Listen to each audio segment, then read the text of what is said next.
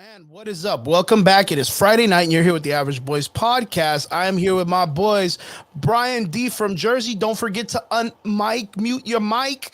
And Trigger, what is up, my dude? What is up, boys? What's going on? How's it going? How's it going? Yo. Brian, right now, just to let people know, you got a bad thunderstorm in your area, right? Yeah. So I might be like in and out. So yeah, don't. Okay, I just want to pop that out there. No one be alarmed. Yeah. So when Brian freezes drinking a beer, and it looks like a badass icon, make sure you screenshot that shit. Right, dude. Send it to him, and it's personal. Today it's the Victory Monkey. A little sour monkey, 9.5. Is that like an IPA? About to be lit today. What? Is that like an IPA kind of thing or what? It is. Yes, it's an Okay. IPA. Yeah. So I'm not a big alcohol guy. So what's the difference between like a regular beer and a IPA? IPAs are called India Pale Ales because when they would brew beer and they would sail around India, they wouldn't make it the whole trip, and they would start to rot. So what they did is they changed their fermentation process, and so when they would make the trip around India, it would last the whole trip, and thus being called the India Pale Ale because it made the trip around India. I was not gonna give a description anywhere close to that. So thank you, Triggs, for taking the. It's my job, brother. It's my job. I gotta know shit like this. I had no idea. Yeah, man. It's because the beer would rot. Like basically on its way to India, and like when they would say like when they were sailing around, I forget what country or something like that. Yeah, it wouldn't last. And so when they finally made it to India to trade these things, like it would last. That's how when they changed the fermentation process, it would last. And, that's why it is the way that it is. Got it. Good Listen, call. we can sit here and talk about fermentation all day, and I'll be game. But, Chris, you had a very busy day today, bro. Yeah, guys, I just want to say happy South Texas Comic-Con weekend day. It was day one, super awesome. Got to run into my friend RJ Mitty, got to see his panel, jumped on a weird panel that I was like, the hell is this about? And it was a starting your own podcast, really great cosplay, some really great people. It was a fun day today. You'll see a lot of pictures on my social media stuff. You guys go make sure you check it out, like, share, and do all that cool stuff. And it's gonna be a real busy weekend. Right now, as a matter of fact, is the after party. They're doing like a crazy like beers and alcohol. Our good friend JD Ellis is out there bartending the show. And how crazy do these like after parties get? They get actually kind of lit, dude. Yeah, dude. They get decently lit. Fortnite dancing and fucking crazy music going on. Yeah, dude. A bunch of nerds, kind of EDMing and stuff like that. And like moments. Especially since it's at the convention center, you can kind of like sneak a little flask in or something like that. Well, you don't have to. Well, you could, but they have their own alcohol on site, so that's really cool. It's just wait, hold on. So for somebody that doesn't live in the valley, this is like your big con, right? Like the South Texas big con here. Actually, shout out to Ramsey Ramirez. He's one of the top 5 comic conventions in the state of Texas.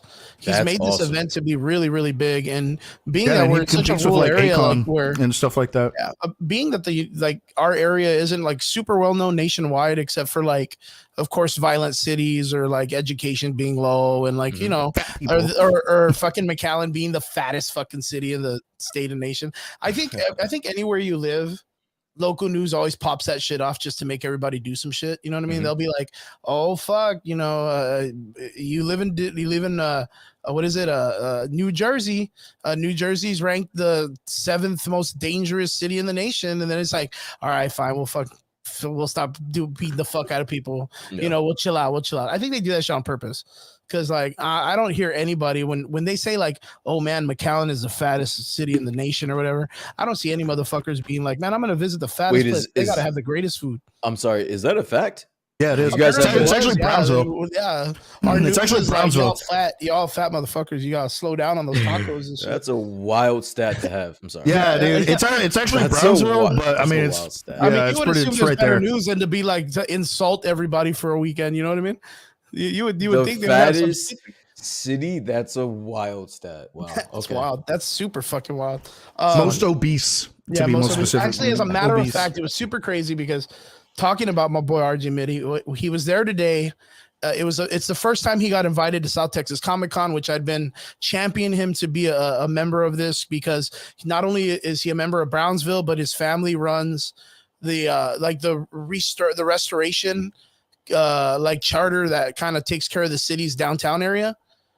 And then today, like, Brownsville got hit with like the most illiterate motherfuckers on the planet. Yeah, thing like on the news, it was like Brownsville full of dumb people or whatever. And I was you guys have to stop hitting these type of milestones. Like there has to be, you gotta like, do something, man. There's got to be like a higher level. We got to. So as a matter of fact, my friend Alex sent it to me. He's like, "Dude, look at this shit," and it's like Brownsville ranked number 1 in illiteracy. And I was like, "Yo, McAllen's gonna challenge that shit. We're gonna Ezra Miller that bitch. I'm gonna make a bunch of other dumb kids." Okay, to not serious this out. Why is that? Why do you think there's a low literacy rate? I mean, it could be a lot of things. I mean, down here, the culture is more make a skill or be like an oil worker or be a truck driver. We're talking about reading though. Like, I'm mad motherfuckers can't read. I mean, they just don't read.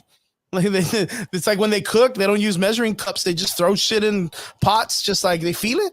They feel that shit. You know what I mean? Let me tell you a story, dude. And this is no shit, a true story. Everybody uses ChatGPT. When I was in college, I had a world history class, and in my world history class happened to be this girl, and she was trying to speak, and she would speak, but she would speak very Tex-Mex, right? Okay. It wasn't proper English and it wasn't proper Spanish. And then she said that she doesn't know English or Spanish well enough to communicate in either language. So that's like how she had to speak, yeah. And I was like, but that I kind of understand, but the reading thing is what's throwing me, because the reading is like, that's fundamental. You being speaking is fundamental though. I understand that, but she was still able to function. Reading, that's not, that like, I don't think that's functioning. Yeah, like there's a lot of things you won't be able to do without that skill. Like you can speak and that's good, but if you can't read, there's a lot of shit you can't do. Yeah, but at the same time, this is also like basic function. So if you have the basic function to read, you're fine. If you have the basic function to speak and communicate, you're fine. And that's how it is, unfortunately, in the Valley. Like if you can do the bare minimum, you're fine. I think that's where the disconnect is, because I think reading is the most fundamental. And if there's a low literacy rate, I mean, let's just keep it in the context. Literacy just means like you can't read, or like you're not able to read. So it's like, why is that?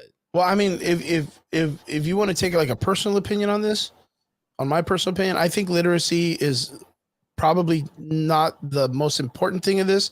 It's across the board education here in the Valley when it comes to like high schools and stuff, and just in general, because it's like I said, like most of these families, and some of them, of course, like have come from across the border.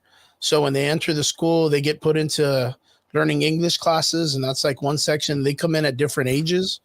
So we don't know if that part of the census is being put into the study, that the reason why there's like a high illiteracy rate in whatever grade, because it's not really deeming us a grade in what it is. I didn't get to read the article, but is the census that some of the people are asylum seekers and they're put into public schools and they're put in the classes and they can't read English yet. Gotcha. So, you know what I mean? Like, I don't know if that's a factor, but I think education across the board is pretty rough, but that's because of like finances and stuff like that. We have a program. Yeah, but it's also people who don't try. Like finances is one thing. It's also people who don't try. I came from that exact same public school system, and my English is fucking fantastic. I want to give the benefit of the doubt, because like that's my question there. I guarantee, like Brian, like in your area, you probably have a couple of schools that that you just know are like not good at taking care of their kids or whatever, right? I think every community has that. And then, of course, we have like our suburbs where the schools are a lot nicer. They have money, we have that all over the place. But recently we had a charter school called IDEA that opened up several years ago. I want to say like maybe like, 15 years ago. 15 years ago, 15, 16 years ago. And that one's like one of like the hardest pushing classes. Like the moment you sign in, kids in elementary, like they sign a contract that's like, we're going to push you all the way to college. Yeah. Like all the way to college. And I know that's super good. You know what I mean? I know how to spokes. Like, yeah, but you know, it's cultural. It's one of those things that across the board. It's not, you know, there's things that you have to look at, analyzing censuses and seeing what's up. Like we really didn't look into the picture of it, but that's like the idea of the city of McAllen being like the fattest in the nation. I know there's people in McAllen that work the fuck out. I see these dudes, they're running every day and there's a lot of people. It just so happens there's a lot of fat fucking people too. Like, you know what I mean? Like just eating tacos, and that's good too. If that's what you want, fucking high five, bro. Like we gotta effort, bro. We gotta that's in a honestly way. That's really what I want to be fat. Yo, listen, I want to be fat eating tacos too. So I can. Yeah, dude, you know what I mean? At least it's not like, oh man, you got fat because, you know, I don't know, you fucking eat Tic Tacs or something, some weird shit. Like I don't know, it's weird. Like food. I'll give a pass for McAllen being the fattest city. I think the one that's alarming to me is the illiteracy one, because like what is it Brownsville? What makes Brownsville different from any other fucking it's a border town city right on the border in the country. It's right on the border, and not only that, it's probably one of the most gang active cartel violence areas. Matamoros, like Brownsville is like a scary place sometimes. That makes a little And sense. I mean, I can't say that, you know, since there's cartel, you can't fucking read. Like, I mean, if you see a sign that says "Don't enter," you better hope you don't fucking enter. You know what I mean? But like, yeah, I mean, there's a lot of things. I guess if my future was the cartel, reading would probably be like the last thing on the totem pole. You know what's even crazier than that people know Brownsville here more than they know like Harlingen, McAllen, Edinburgh. Well, for one, Harlingen sucks. There's nothing to do in Harlingen. Harlingen, yeah, se la come. Yeah. McAllen, I kind of, and people only know McAllen because of 17th Street. If I'm going to be completely honest, it's the fastest growing city in South. I know, Texas, but right? like you say, oh, McAllen, and they're kind of like, eh?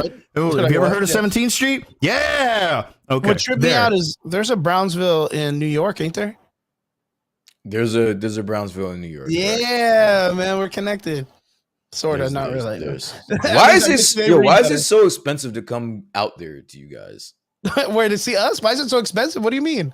Yeah, buying a flight, like honestly. That's right. You're checking that stuff out, right? Oh yeah, I'm checking out flights now because I'm gonna make it out there. I want to see my boy D, but the flights, I don't know, for some reason, like in the next like 3 months, there's no ticket cheaper than like $500 worth buying. What the fuck, dude? Just to get, and I'm like, damn, I'm only. It ain't even Vegas, man. I'm only going to McAllen, bro. Like, what the fuck? Yeah, dude. Yeah, that makes me. And laugh, I hate to say it, dude. Fly into Harlingen, it'll be cheaper. Honestly, it's more expensive to go to Harlingen. I'm gonna say it's the same shit. Probably. I'm thinking about flying into fucking San Antonio and then driving, bro. 4 hours. No, dude, 2. Yeah, 2.5. Yeah. No, it's 4 hours, isn't it? What do you tell you? That's Corpus Christi's 2 hours. Damn, what are you fucking driving? A rocket? Get the fuck me and D drove from where he lived up to San Antonio. It was about 4 hours. Yeah. Trigger just happens to be going 900 miles an hour, man. I'll tell you, well, I mean, like 3. He shaves off 2 hours on the drive. I have before. Jumping on a train or some shit. But yeah, I don't know why they're so expensive. It's crazy because you can fly out of the valley right now and go to LA for like $300, $200. Yeah, but I'm coming from like the other opposite. There ain't shit down here to come to. That's why I'm kind of like, why? That's why I'm like, that $500 seems very excessive. The only way that I can think about it is because a lot of people are mass exiting major states and coming to Texas. And since the valley is one of those places that has really low valued real estate, people are coming down here. Chris, just imagine my frustration when I pay like $500 to come out to come and eat Applebee's and shit to the middle of nowhere. And all I ask and all I want is just some fine cuisine. Fat fucking McAllen people cuisine. Some local fat making people cuisine. And I get taken a freaking Applebee's. I'm telling you, man, bro. Chili's, bro. That 2 for $20 meal, dog. Yes. Don't get crazy either. We're making it work. Or apparently Taco Bell, whichever one. Taco Bell, dude. It's because our Taco Bell slab's different, man. Yeah, that's dude. not. Yeah, it's no, made by real Mexicans and shit. Fuck out of here. It's made by real Mexicans. Nah, dude, but no, I already told you when you're coming down, we're gonna take care of you better. I'm gonna take you to like badass barbecues and fucking taco places. I'm gonna show you why McAllen is the fattest fucking place, dude. I'm all for it, man. I'm up for it. We're gonna, dude. You would assume that every fucking food connoisseur is coming down to see this shit, and they're like, "Damn, there's fat people in McAllen. I bet you that shit's good." And nah, man, nobody's coming down here. Mike's like, why did I come on to hear food blasphemy? Mike, it's because McAllen is rated the fattest fucking city. No, Mike, I'm gonna tell you why. It's because when I fly freaking 6 hours and pay $500 for a plane ticket, bro, like the last thing I want is Applebee's. The last time Brian came down, we went and met at dinners at Applebee's in Edinburgh, dude. I didn't take him to a taco place. And just chow down in front of me and too. Just chow down. We just had a great time. We had it like we made it look like that food was fantastic. we made it look like that food was amazing. I'm gonna bring you down and be like, here's our Mexican food, Chipotle, and you're gonna be like, get the fuck out of here, Chris Chipotle, get out of here. No, I'm gonna take you Tricks. Applebee's, thumbs up or thumbs down? What do you got? Or you like Chili's better? Which one we got, yo? Ooh. Chili's is the clear answer here. Chili's or Applebee's? Honestly, yeah, Chili's. I have an even weirder fucking question. But honestly, dude, Applebee's for fucking like for like the $3 you call it. So. Yeah, dude, I know. You wanna make a ruckus, bro? Man, you better go to fucking Applebee's, dog. I'm not fucking eating there. Like their happy hour like drinks are fucking great, but they're bad. No, they're great. Like honestly, they have like some of the best happy hour specials in the country. I have to ask this because this is a fucking diehard conversation I have with many people for some stupid motherfucking reason. Denny's or IHOP? IHOP. You said that. Oh, look at fucking Brian's face. He's like, "What the fuck?" He answered that so. No, I just don't. No. I just don't like how quickly he answered. Right. And then walked away, like just a smooth. And then he's like, "Yeah, that's a good answer." And then just walked away. No disdained idea, just fucking like, "Yeah, IHOP," and then walked away like it was like a cool ending. So, Denny's or IHOP? I'm gonna go IHOP, but that's strictly off of the pancakes. IHOP has way better pancakes. Okay, but everything else, Denny's is better. Denny's is killing it, right? Yeah. I kind of tell people like IHOP. If you're going breakfast for pancakes, for my old people, that's like the mature crowd breakfast. Yeah, Denny's or IHOP. And then if you're like hip and young and shit, you go to Denny's because you're like, man, dude, that motherfucker put crack sprinkles on my French toast. See, out here we have the 24-hour IHOP. You guys have the 24-hour IHOPs? Yes, 24-hour IHOPs and Denny's. Yeah, so, yeah, me too. Waffle House. There you go. At Waffle House, you gotta be. You're safe at Waffle House. I've seen those motherfuckers take down like whole ass like biker gangs. The staff at Waffle House, like you're good. But okay, Denny's is rough. There's just something about it in Denny's, right? You know what I miss though?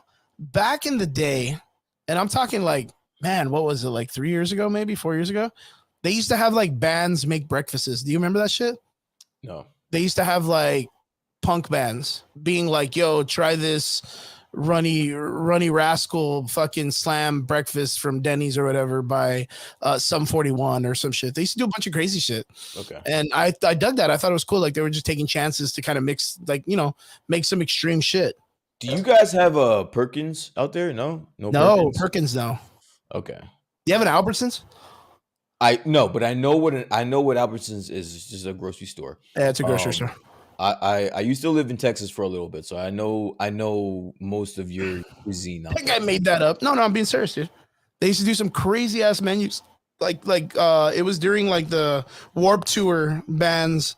They would have them do breakfasts and shit like that. Check it out, man. It's cool. It's like the ketchup that used to be like fucking green or whatever. Dunkin' Donuts or Starbucks coffee in the comments. Honestly, dude, bro, I heard Dunkin' Donuts slaps though, man. No, if I had a choice, if I'm passing and I will be in my destination at the same time, I'm going Dunkin' Donuts. But if I'm not going to turn away a Starbucks coffee either, though. Yeah, dude, right there, dude.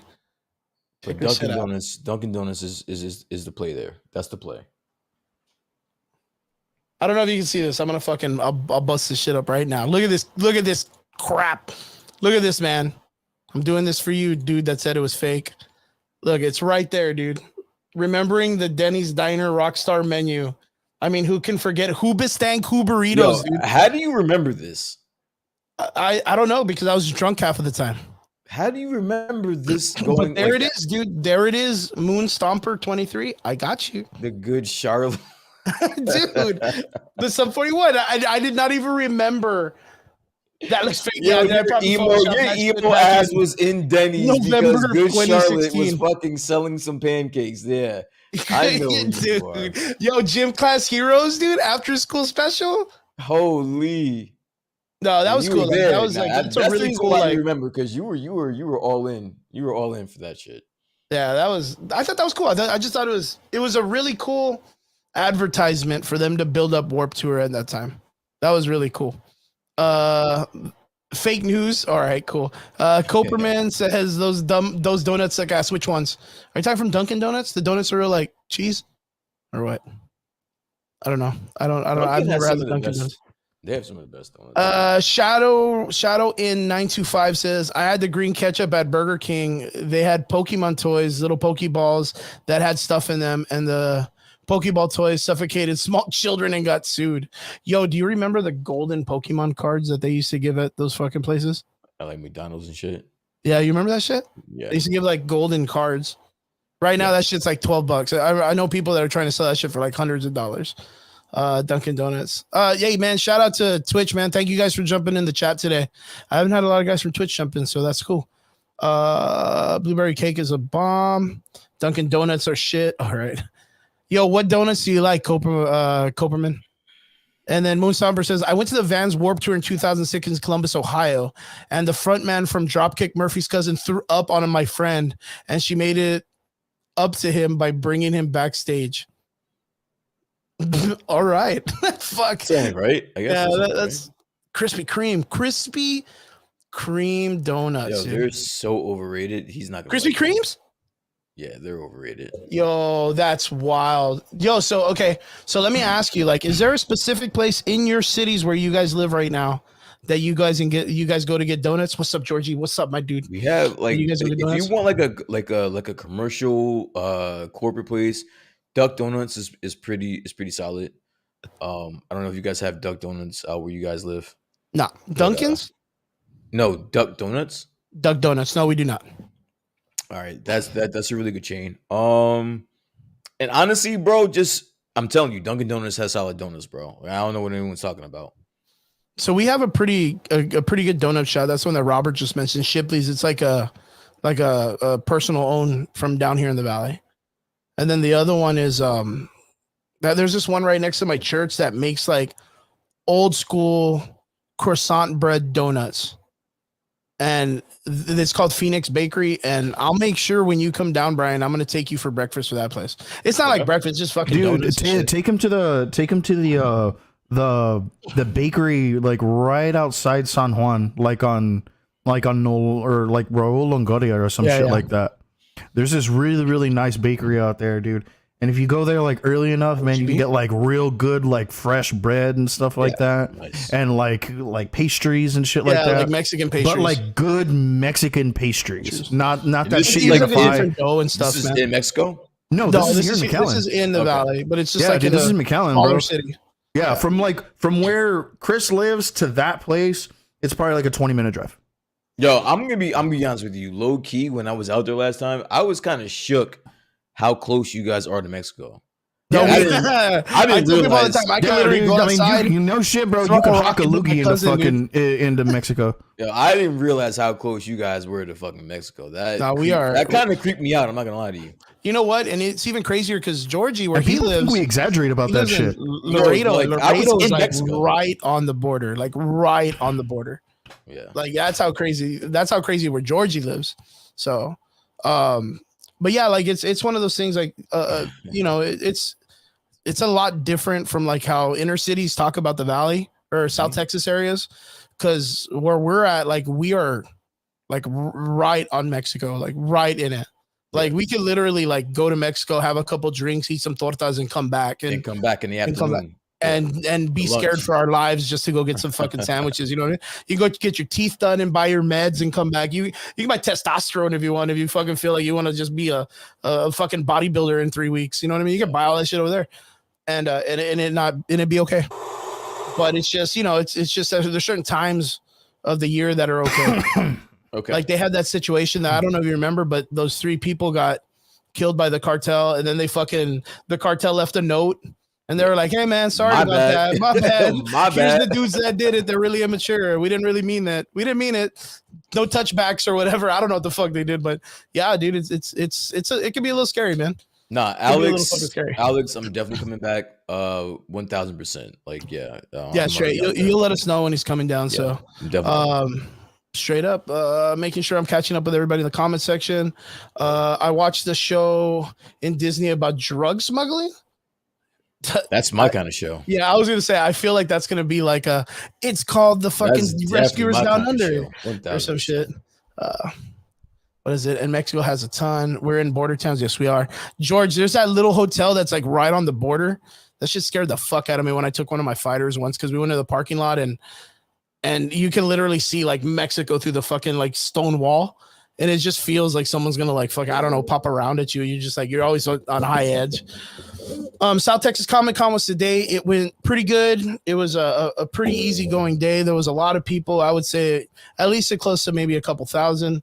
Right now is going on the after party. It was really, really cool. One of the top 5 comic conventions in the state of Texas. Really, really awesome. Really, really cool. Vince, what's up? Alex, what is up? And again, to the people that are jumping in from Twitch, thank you guys so much for tuning in with us. We're going to start talking about our conversations. Thoughts on the conflict in Syria? Shit, I wouldn't be able to talk about it because I have no idea what's going on in Syria. If you want to put in the comment section, let us know. Is Syria near Ukraine? It's a lot closer than we are to it. I'll tell you that much. Yeah, I think it was a Holiday Inn. Michael Betancourt on Disney. Just Donald trafficking Colombian powder across the rivers.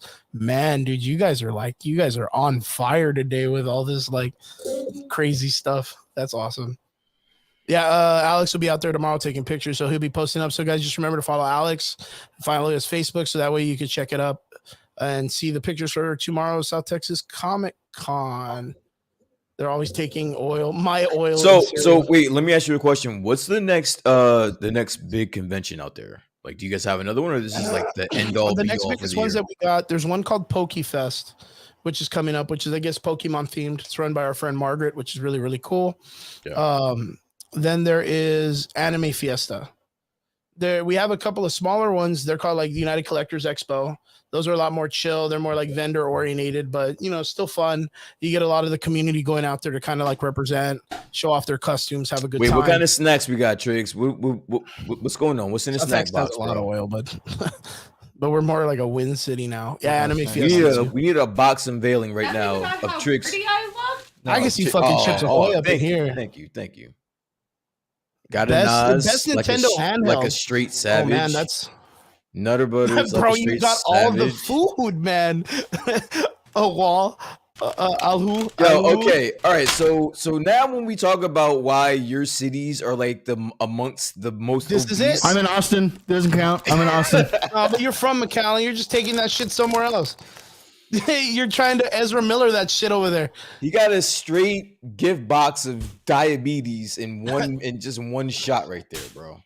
Bro, I'm gonna live forever. You need a shot of insulin just to go along with that. I'm gonna live forever. Was last week, Trig. Calm down, dude. I don't give a fuck. I missed it. Supply drop incoming. Supply drop. Diabetes super run. Fuck, dude. The fucking. Oh man, dude. The fucking conversation is wild, bro. Aliu says, dude, no way you're eating all of that. He's training, brother. He's training for the fucking food eating champion. He's gonna be a part of it. I know that. I know what you did. I mean, you got 3 types. Oh man, there's a demon in the doorway. My dad died from diabetes. Not funny. Oh, well. the eyes. I'm gonna go into a diabetic coma as we speak just by looking at How it. do we catch straight I bullets out told of you to nowhere, leave the bro? sad stuff out Don't of worry the about chat. it. We just caught straight bullets out of nowhere. Yo, we had a comment earlier that someone said Alwu that's asked best Nintendo handheld. Mega Man Battle Network that just came out for Switch I and don't think for he asked the Steam, game. bro. Calm down. Wait, you're talking about games or system? Yeah, What are we he's talking talking about? about the handheld system. Hey man, Okay. he does specify. Because Yeah, okay. the Game Gear is the clear choice here. That's a Well, Sega. Game Gear was Sega, wasn't it? Yeah. Yeah. Oh I would wait, say you like- said Nintendo yeah, just only? Nintendo. He's asking about Oh, Nintendo. get the fuck. Well, that's a stupid question. It should be like the best handheld of all time, bro. Yeah, what's the best handheld that Nintendo's ever Nintendo, Game created? Boy, or Game Boy Color. Okay. I'm not a big fan of the Switch, dude. Like as a Why? console, the Switch like is fucking dope. I think the fucking idea of it's good, but like all Yo, they have Game is Gear fucking was- mobile games. Yo, first off, Shadow, Game Gear was crack, bro. Back in the day, that shit was fucking amazing. That was ahead of its time. That handheld was I put that against the best handhelds in the world, and it will stand the test of time. I promise you. I don't know. I think the Best Game Boy- handheld ever. Oh, that's the. Oh, so you're running the Steam Deck, huh? The emulator, right? You have an emulator and a handheld emulator, basically. No, it's a Steam that's Deck. Steam Deck. It ain't emulating shit. Yeah, it's literally the Steam powered like Steam system. So yeah, yo, can that run any game on Steam then? Pretty much. Pretty much. Okay. Like, I mean, there are certain games that, like, yes, it's gonna have trouble with. Like, but I'm like, I think, like, you know what? Here, perfect example. Go ahead and continue, gentlemen. Chris, I'm gonna run Sekiro. Crazy dude. Every time Moon Stomper says something in the comment section, I'm imagining like the craziest ending to every one of her paragraphs or their paragraphs. Like my friend Zach Motley had a Game Gear and he would come over to my house for sleepovers and the light and his would light up and my Game Boy wouldn't. And I thought he was the coolest. Oh, Game okay. Gear was I was fucking expecting to be superior. like, and then he jumped out my window and died or something like he's always doing some crazy shit. Like, that's so crazy. Nah, Game Gear was the shit, bro. So you're a big fan of the Game Gear? Yeah, dude, the games that were on there, it looked better. It was honestly just a fucking Sega Genesis, but And then Moon Stomper, yeah, his dad went to prison later. Okay, all right. He is the craziest like ending to every story. Sparkle Thunder says, or Hindsight. George says, well, you can play the GameCube games too. On the Switch. Can you do that on Switch? I don't know. Hindsight says, were those two things related? I don't know. Sparkle Thunder says, Nintendo needs to make more games for PC.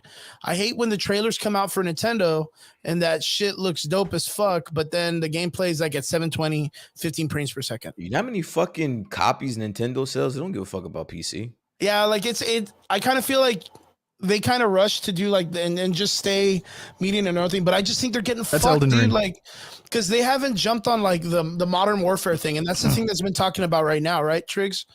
Is that What? Nintendo is starting to kind of like show interest in having Warzone. It wouldn't matter because Microsoft is trying to buy Activision Blizzard, but apparently, like the EU or the UK just blocked that is trying to block that transaction, which is like a bad thing for Microsoft because if that happens, then they'd have to pay out like $3 billion to the SEC. Mm-hmm. Okay. Tristan Nasty, what's up, man? Welcome to the set with Yeah, dude, I'm running Elden Ring. What are you Like playing at a on solid stream? like 45 frames per second. Nice. What are you playing on Steam Deck? Right now? Where's your Steam at? No, this is I wish Ghost of Tsushima would finally make a PC port, dude. I fucking wish that and Bloodborne. But no, dude, this is Elden Ring. Oh, okay. Good shit. Good shit. All right, boys. So let's get into the conversations. Everybody, we're going to start getting into our regular conversations. Any weird news you guys heard this week or what? I mean, there's been a lot going on. I don't even know where you guys want to start, but I mean, listen, The Flash is having a week. Yeah, he is. Yeah, They are in the middle of recovery. That's what WB's official response is. And apparently. when you're saying they, you're speaking about Ezra Ezra Miller. Yeah. okay. Just to clarify. Yo, So let yes. me. Okay. So wait, no. Before you Oh, yeah, start, yeah, 'cause I have a sorry. question directly for you, sir. Oh shit. Last week we were on this show, and we had a very particular and interesting conversation that I wish we could have spent more time talking about. Yeah. But about how you thought, if I'm not wrong, you thought that Ezra Miller in no way, shape, or form would be hireable after this movie. He shouldn't be back. All right. Just to clarify, that's where we stood, and I disagreed.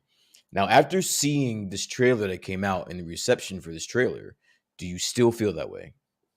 Yeah, just because, I mean, the Flash movie is going to be good. He did great in Justice League, but the dude literally held fucking Hawaii ransom, then like groomed a bunch of people, slapped some people at Walmart, like did a bunch of stupid shit.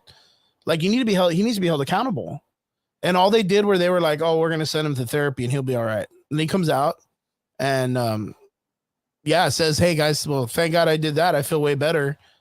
That doesn't justify him just getting away with that. And then there's people that get fired for less. There's people that get fired for less. Oh, Ezra's innocent. There's literal video, dude, of him like choke slamming a chick in a fucking like a street or whatnot. No. I'm not advocating Ezra Miller being hired at all. I'm just asking, or not asking, but I do see a reality where, people will forgive him. Oh, and I mean, he'll have a shot. But my thing is you were just adamant about no, he will never be hired again ever.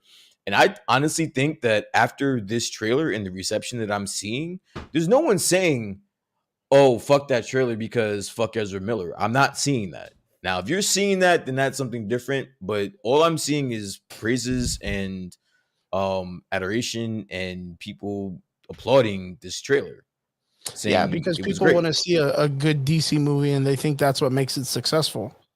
Is that you allow someone who predicates violence or abuse or does that and then goes and does those things, gets busted and it gets called out. And we don't even know how long it's been going on for, much less the stuff that we know because, there's actual video or evidence or people claiming it. Well, you also got to remember, dude, like his court proceedings are still active. Like nothing has been finished. Nothing has been set. Like, he still has sentencing that he has to go through, his trial and everything. Like, this is nowhere near finished. Yeah, and that's the thing. It's like Michael Betancourt in the comment section says the film seems to be overshadowing Ezra's actions. Yeah. And that's not the way things are supposed to be done. That's just in general. That's the epitome of what privilege is. That's like when you have someone who everyone just likes because they're like, man, but he's really good at this. So since he beat the fuck out of that guy, he should be all right. He beat the fuck out of a woman. Both of them. All right. So well, I just said that as an example. You know what I mean? And you're like, well, he beat the shit out of some people. You know what I mean? And it's like, okay, cool. Like, but that doesn't justify him to be like, well, we can forgive him because he wore the costume really good and he delivered some lines very well. My thing was the whole argument last week is relating to the Jonathan Majors situation about how he's basically being just ostracized by everyone. Everyone that's close to him is dropping him, whether it be professionally, personally, they're all dropping him, right? Yeah. Why aren't we seeing the same type of energy towards Ezra Miller? Like that, that's not weird. And to at least thinking that there could be a reality where he could be hired again. Look, like it's one of those things like Sparkle Thunder in the comment section literally said exactly what I said last week, which was Chris Brown literally beat the fuck out of Rihanna. And a couple of weeks later, he came out like on Ellen DeGeneres and was like, oh, I'm so sorry. I'll do better or whatever. And everyone was like, oh man, but he's so cute and dances so good. Like, let's just forgive him. It's okay. We'll let him get away with this once. Like you don't do that. Like you don't do that. I think we went down that rabbit hole. I mean, I'm simplifying the fuck out of that. But listen, okay, not to serious us all the way the fuck out. What did you guys think of the trailer? Triggs, what did you think of the trailer? The Flash trailer that just came out this week? I thought it was very, very entertaining. Like super duper entertaining. I thought, yeah, like what you had said off panel was really accurate. Like it's like one of the better things that you've seen coming out of DC in a very, very long time. And and you guys are killing me, dude. They're fucking killing me, dude. Oh, that's so funny. Whatever, dude. Twitch people are weird. But yeah, dude. Like, really, I really had a really good time with it. Like, I'm seeing some of the stills that are coming out, and it looks kind of cool, man. You know, like you. It looks like you have a Barry in like a fucking broken down Batman costume because he doesn't have his own Flash suit, and he just spray painted it red. You know, and I thought that was kind of cool. Call me crazy, dude, but I don't know what it is about seeing Batman in like high noon outside in the sun. That shit fucking tweaks me the fuck out, bro. Like, that is stimulating as fuck. Like, I love seeing like that shot of him bailing from the Batwing and just nose diving, and then like the shit almost hitting him, bro. That shit looks fucking amazing. Like, if you me. Did you guys notice how much more Batman was in this trailer to sell this shit? Yeah. Like, they're really advertising. Yeah, I think that's also kind of the plan, dude. Like, they're like, hey, like, we understand that some people really may be turned off with the whole like Ezra Miller thing.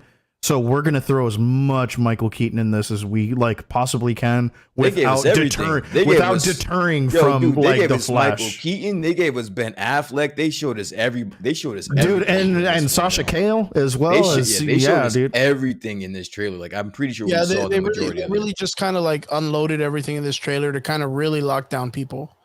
Yeah, like but that's the thing, dude. Like, it's working. Like, you know, like works. if like like it's working though. Like, as much as you may not like it, and I know that you have a problem with it, Chris, as much as you may not like it, that's the ploy.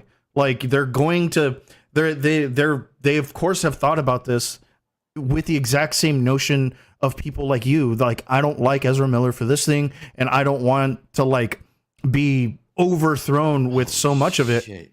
And we're going to give people, a little bit more Michael Keaton, a little bit more Sasha Cale, a little bit more Ben Affleck. We're going to give. Dude, that was fucking. It just hit me right now. That was fucking. Daniel Craig would be a badass Batman. Yo, dude, they made sure they locked down every fandom they could. If you're a Batman from the fucking 80s and think like myself, who thinks that the 89 Batman is the best Batman of all time, listen, we're locking you in. You like the Snyderverse? Oh, we're gonna give you Ben Affleck too. All right. Oh, if you want some other different shit, or if you like Ezra Miller as an actor, we're gonna give you him acting his fucking ass off. Yo, dude, they made sure they locked down everything, and they showed you in this trailer why you should be fucking watching this movie. I mean, they're selling the fucking movie really good, which is something that we all knew they were gonna do. And the thing is The Flash has been one of the most anticipated films.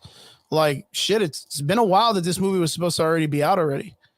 Yeah, like, it's been a minute. It's been a hot ass minute. But the thing is like this fan service. Movie, it can be called pandering, Moonstopper, but it's also fan service as well. I think I'm only seeing this movie because of Michael Keaton. Seriously, it's the only reason why I'm watching this movie. The reason why I'd be really interested, the reason why I kind of feel a little bit more interested after trailer to watch this is because I want to know how cinematically they're going to do the altering of the universes. Like, there's something about that to me that's like, we all know what made the Flashpoint Paradox such a badass comic book arc. That was the idea of Barry Allen running back to the past to save his mother's life. Then that happens. He doesn't become the Flash. Then everything is cool, but it fucks everything up. It fucks. There's so much of the butterfly effect. And what happens here is when he goes back and saves his mother and does that stuff, the Flash that he sees that's like his doppelganger is the Flash that is him at that moment. There's just two of them now because he's there from his timeline, but his normal aged self is there also. But where in the Flashpoint Paradox, he actually substituted that one. There's no metahumans. I'm assuming in this movie there's no metahumans at all. And this Barry that he sees is just a regular person.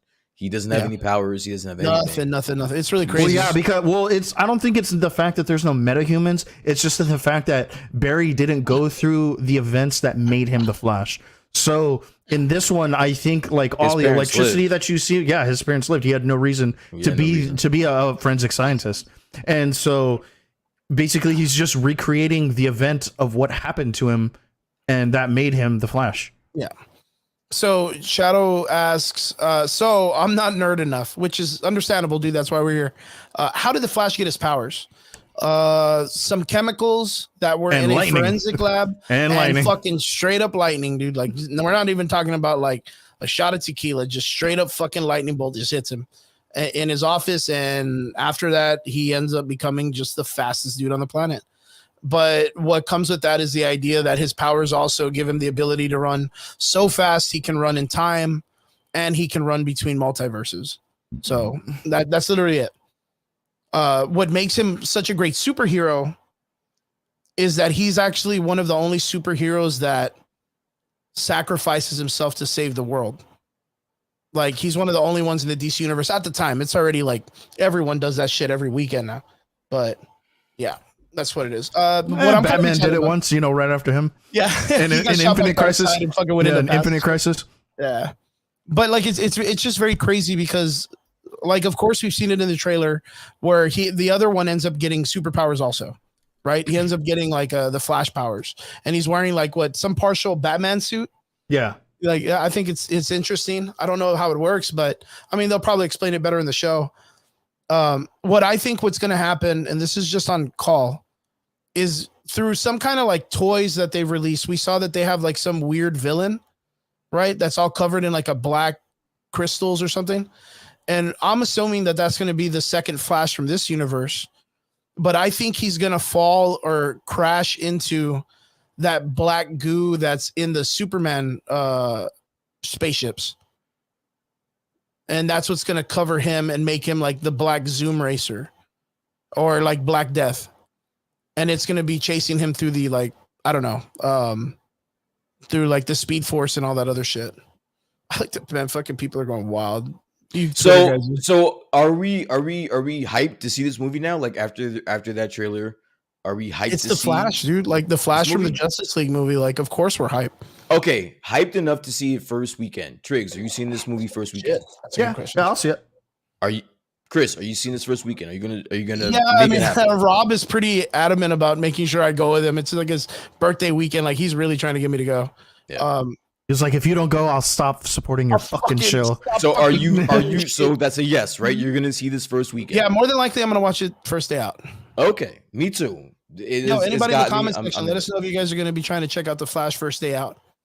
So, and what are you most excited for that film, though? Honestly, I'm more excited about the reactions that have been coming out since people have actually got a fucking month early or 2 month early viewing of the shit. So like I'm looking to see the story. What everyone is coming out saying that the story is what they're gravitating towards. So okay, that's a really good question. Someone in the comment section, hindsight, asked, when does it come out? So right now, what's really crazy is they just had an event called CinemaCon. And at CinemaCon, they did a screening of the film for people that went to the convention. Lucky fucking them, because man, that would have been fucking great. Yeah, but those are like industry insiders and shit like that. And not only that, but I think it's like no CGI. Like the CGI is really bad. Like they're giving them like the rough cuts, early, right? They're giving them like the rough cuts, unless it's like super. And people were still, it was weird because people were still coming out of that and they were like, fucking greatest DC movie ever. Now, going back to earlier, we saw a comment from someone that said, I just want to see a good DC movie. So it being the greatest DC film doesn't really fucking, put it up in the stars for me. What is your favorite? Like, what would that be up against? Like, what is the best DC? Just the Snyderverse, or just actually not even the Snyderverse, just any of the Justice League movies. That's not far fetched. You know what I mean? Like I mean, honestly, man, like I really enjoyed Batman versus Superman. That one was a really, really solid one for me. Okay, I think that's an underrated movie. And honestly, I'd really have to say, and I know this is going to come out of left field, especially for me. No, dude, it's actually going to be the first Wonder Woman. Okay. Oh yeah. The first Wonder Woman was really good. Dude, it was solid as fuck, yo. That was a really good movie. Man, that's a really good one, man. I didn't even consider that one. Fuck. Yeah, but I mean, if we're only sticking to I'm not saying the DCEU. I'm talking about like DC. Like in general. Oh, like total. We're talking People- animated, everything. People are saying like this is one of the best DC movies of all time. Yeah, Not the second was terrible, DCEU, guys. where you're only strictly having to talk about like Wonder Woman and fucking. Yeah, that's kind of like I was kind of Fuck thinking that. like in the Snyderverse system, like around there, They're dude. not saying Overall, that. They're not saying, "Oh, this is the best Snyderverse movie." They're saying this is the best dude, DC. I'm not movie. gonna lie. I'll fucking straight say it. I think Christopher Nolan's Batman with Heath Ledger as the Joker. I think that to me is like Peak. that's So to me when that I- was like one of the greatest. So, all right, and I have my discrepancies there. Yeah. But I do understand that is revered as one of the better movies, right? So if Yeah. we're saying that this movie is one of the best, I'm expecting that. I'm expecting that level of performance. If I don't get, Yeah, I mean, then yeah, I don't. I'm expecting that. Like, why would we be expecting less than that? So the idea of like what Christopher Nolan did for the DC universe, that's what we were talking about the last time. When you bring an artist director like James Cameron or like you with Quentin Tarantino, like when they bring those type of actors or directors to build something, they're going to make a masterpiece. You know what I mean? Because they're so weathered and veteran in what they do, like they can make it work. Unlike, of course, the James Gunns and the Taika Waititis, who are still kind of cooking in their skill. That was kind of like what we were talking about last week, right? Mike, I agree with Christopher you. Nolan did such an amazing job with the Batman movies. All three of them, man. All three of them are amazing. 89 Batman is my, like, I don't know why. I can't 89 let it Batman? go. I can't let it go, bro. That's my shit. Fucking, Well, Tim Michael Burton always Keaton puts Joker? out quality. Like Yo, Michael Keaton- Tim Burton can't fail. Dude, I'm a Tim Burton fan, dude, automatically. And Michael Keaton is the fucking man, bro. I'm sorry, bro. There has not been a better there has not been a better Batman since Michael Keaton. I'm sorry. Yeah. He was fucking amazing. And I don't care whether the conversation is, oh, well, he's so out of character. Like, he never really portrayed Batman like in character. So what? I don't care. He gave me one of the best performances of a Batman that I've ever seen. So I'm taking it. You know what? And Patterson, Sparkle Thunder in the comment section says he really likes Robert Patterson's Batman. He didn't do that bad. I think it just needs time to cook because that didn't have to deal with the actor. It dealt more with the writers and like what the director wanted to do with him. Like, I really think that Robert Patterson's a great fucking actor. So giving him like a proper story, we're going to get a really, really great storyline. We're going to get a really great Batman out of him. I really, truly believe so. But I think what Michael Keaton did with Batman, being that he was like, it was just Adam West and then him. Yeah. Like, he did such an amazing job as Batman back in the day. I love that one. I love that Batman. I remember, did you guys get to see it in theater? Just by asking. I did. No, I was too young. I didn't see that one. Oh, not a trigger. Yeah, you weren't born yet. I was born yet. Actually, I did see it in theater, but I was only a few months old. But you were busy I was like shitting 7. yourself, dude. Yeah, I was like 7 when that movie came out, dude. Yeah, so you like, watch your fucking mouth. Yeah. But Batman Returns, I saw in the theaters. I remember being, of course, the valley where we live at. It's a very, very small community. I remember going to our local cinema that only had like one screen. It had like maybe 30 seats. Those are the best fucking. It was fucking wildly cool, dude. I remember me and my brother waiting outside, like waiting for the fucking doors to open and shit. It was so fucking cool. I remember that shit. That was straight gangster, man. But yeah, going back to the conversation, boys. The Flash has been probably one of the most anticipated DC movies in a really long time. So I don't deny the fact that people are waiting for it and are excited for it, especially with the trailers are dropping. Like it looks phenomenal, and you have, of course, high-end people that are coming out and claiming it's the best thing since the Q-tip. Like, but that's the problem, is that I'm so tired of taking people's terms of, oh man, this is the greatest thing, and then going and feeling super underwhelmed, being super underwhelmed. That's the only thing. DC just, for me, they haven't built anything or made something that's so like spot on exactly what I want to see. You know, we gave Shazam 2 a try. You know, I went to go check it out, saw it when it came out the first week, and I was okay, but it really didn't hit the spot. It really didn't hit the spot in the sense of it being something that's going to hold the DC universe down. Same thing with Black Adam. You know what I mean? It's just things that weren't holding it. Can the Flash do it? I think so. But then you got to take into consideration, what do you do with Ezra Miller? We literally prophesized. I'm gonna say prophesized because that makes it sound so much fucking cooler. That Ezra Miller was just gonna do fucking a stroll through therapy, rehab, and then come out and do the entire fucking like red carpet, and then be praised for his fucking wrongdoings and just gloss over. Which I don't know who this wee shit was, but I never said that. Miller, I hardly knew her. That's funny. It's just one of those things that when all of it comes down, the Flash gets released, he gets that long break in between that they're not making a movie. There's a big opportunity that we're going to enable this dude to go fucking kidnap Ohio, or, you know, fuck start a whole like camp of Girl Scouts or some shit. You're going to open up a whole nother can of worms. You know what I mean? Like, we're just enabling this dude to keep doing that shit. We can definitely table this because trust me, we're going to talk about this for the next 2 months. But if listen, that's not the only movie that had a review this week. Another big movie from the guy that's heading DC.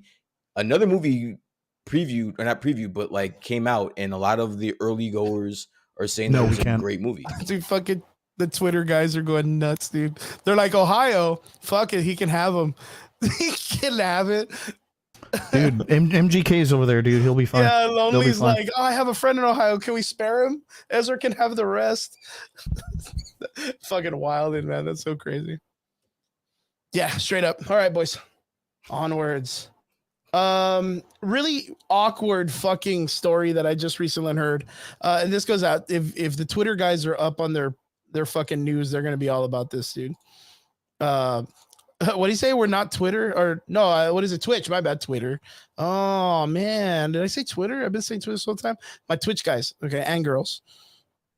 Did you guys hear about the stuff about Bam Margera? I don't really care about Bam Margera. What? Yeah, he is jackass, dude. So you just cut off my great transition to a whole nother fucking topic. Wait, I didn't even hear you. What did you say? Yeah, dude, you did, man. To talk about fucking Bam Margera. What did you say? I didn't even know what you said. I didn't hear you. It's your fucking show. How do you not know what I was saying? I didn't hear you. I didn't hear you. What were you saying? Go. Say it again.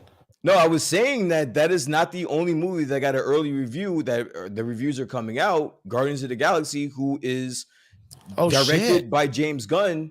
But fuck it, you just stepped on it. Let's talk about Bam Margera. Yeah, I didn't fucking. Yeah, well, I mean, Bam Margera is a fucking throwaway, anyways, dude.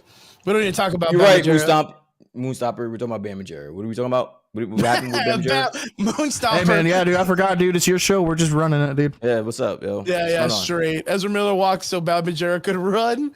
The comment section's wildin', dude. They're wildin'. Actually, yeah, we'll go back because Guardians was supposed to be a later talk, anyways.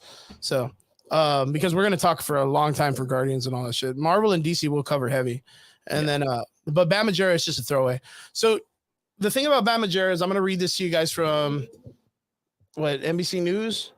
Jackass star Brandon Bam turned himself into the authorities in Pennsylvania on Thursday after a warrant was issued for his arrest this week in connections with alleged assaults against his brother, officials said. He's permanently arraigned and has an unsecured bail was set for $50,000, police said. His next court hearing is scheduled for May 25. So apparently Bam Margera in all his fucking glory, like not assaulted, but what is it? Like told his family he was going to kill them all and then assaulted his brother and then left into the woods and has been missing like ever since. Yo, this is the same guy that was clamoring at the idea of wanting to be able to be a part of the new Jackass film. Said that, I don't know if you guys saw that he came out on, no shit, substance abuse is no joke.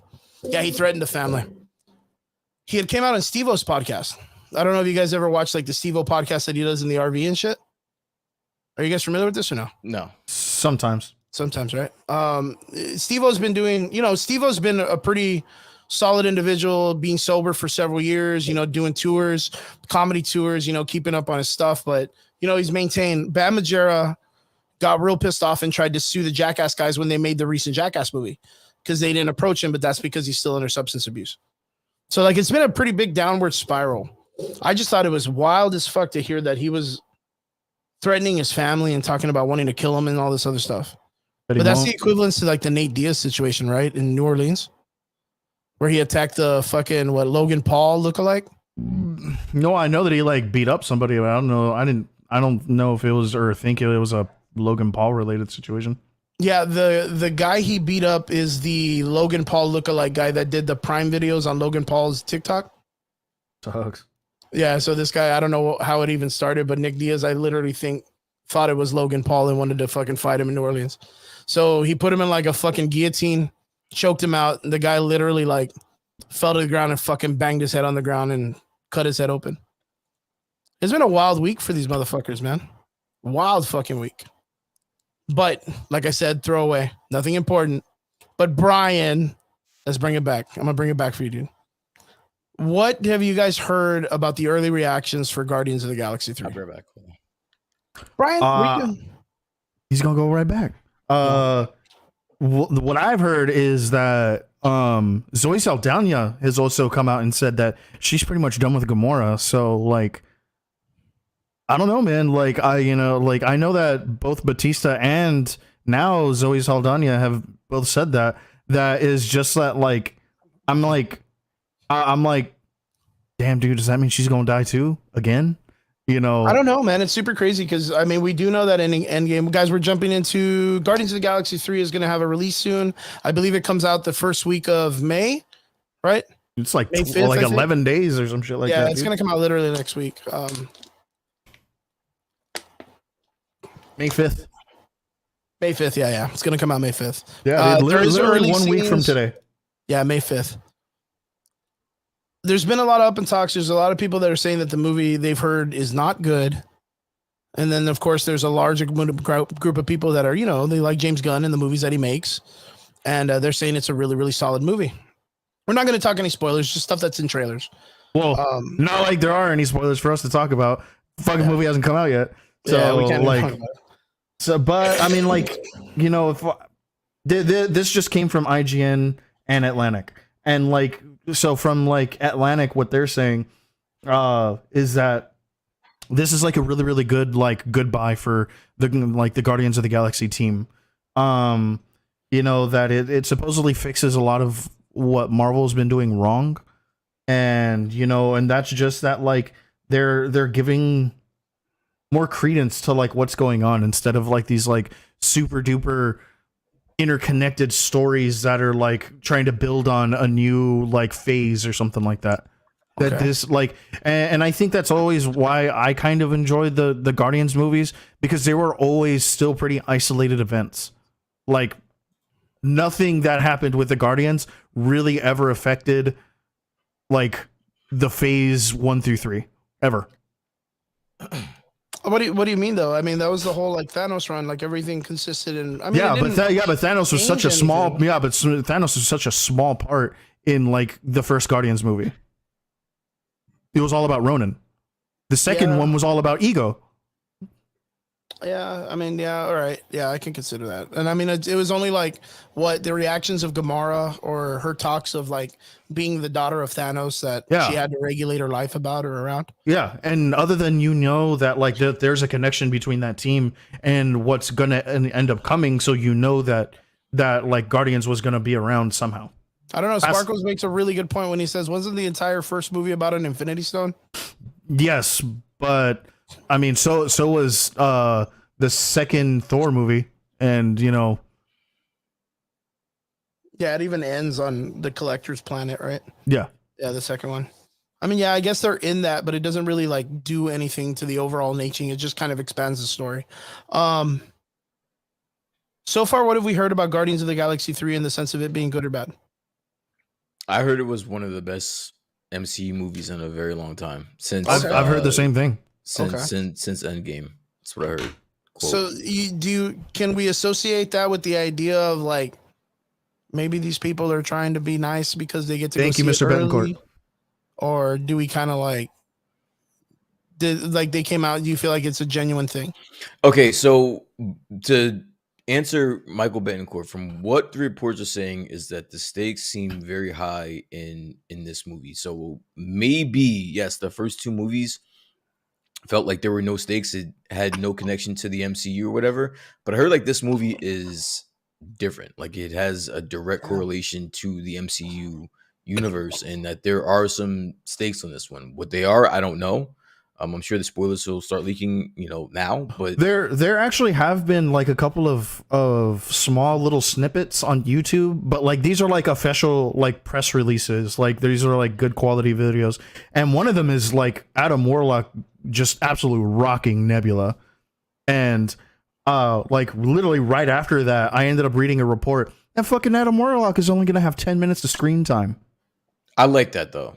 10 minutes of screen time? I like that. Yeah, 10 minutes of screen like time. Why? That to me, Why- that to me is okay, trash. So that's, No, I like that. why are we looking at 10 minutes and why is that a good thing, Brad?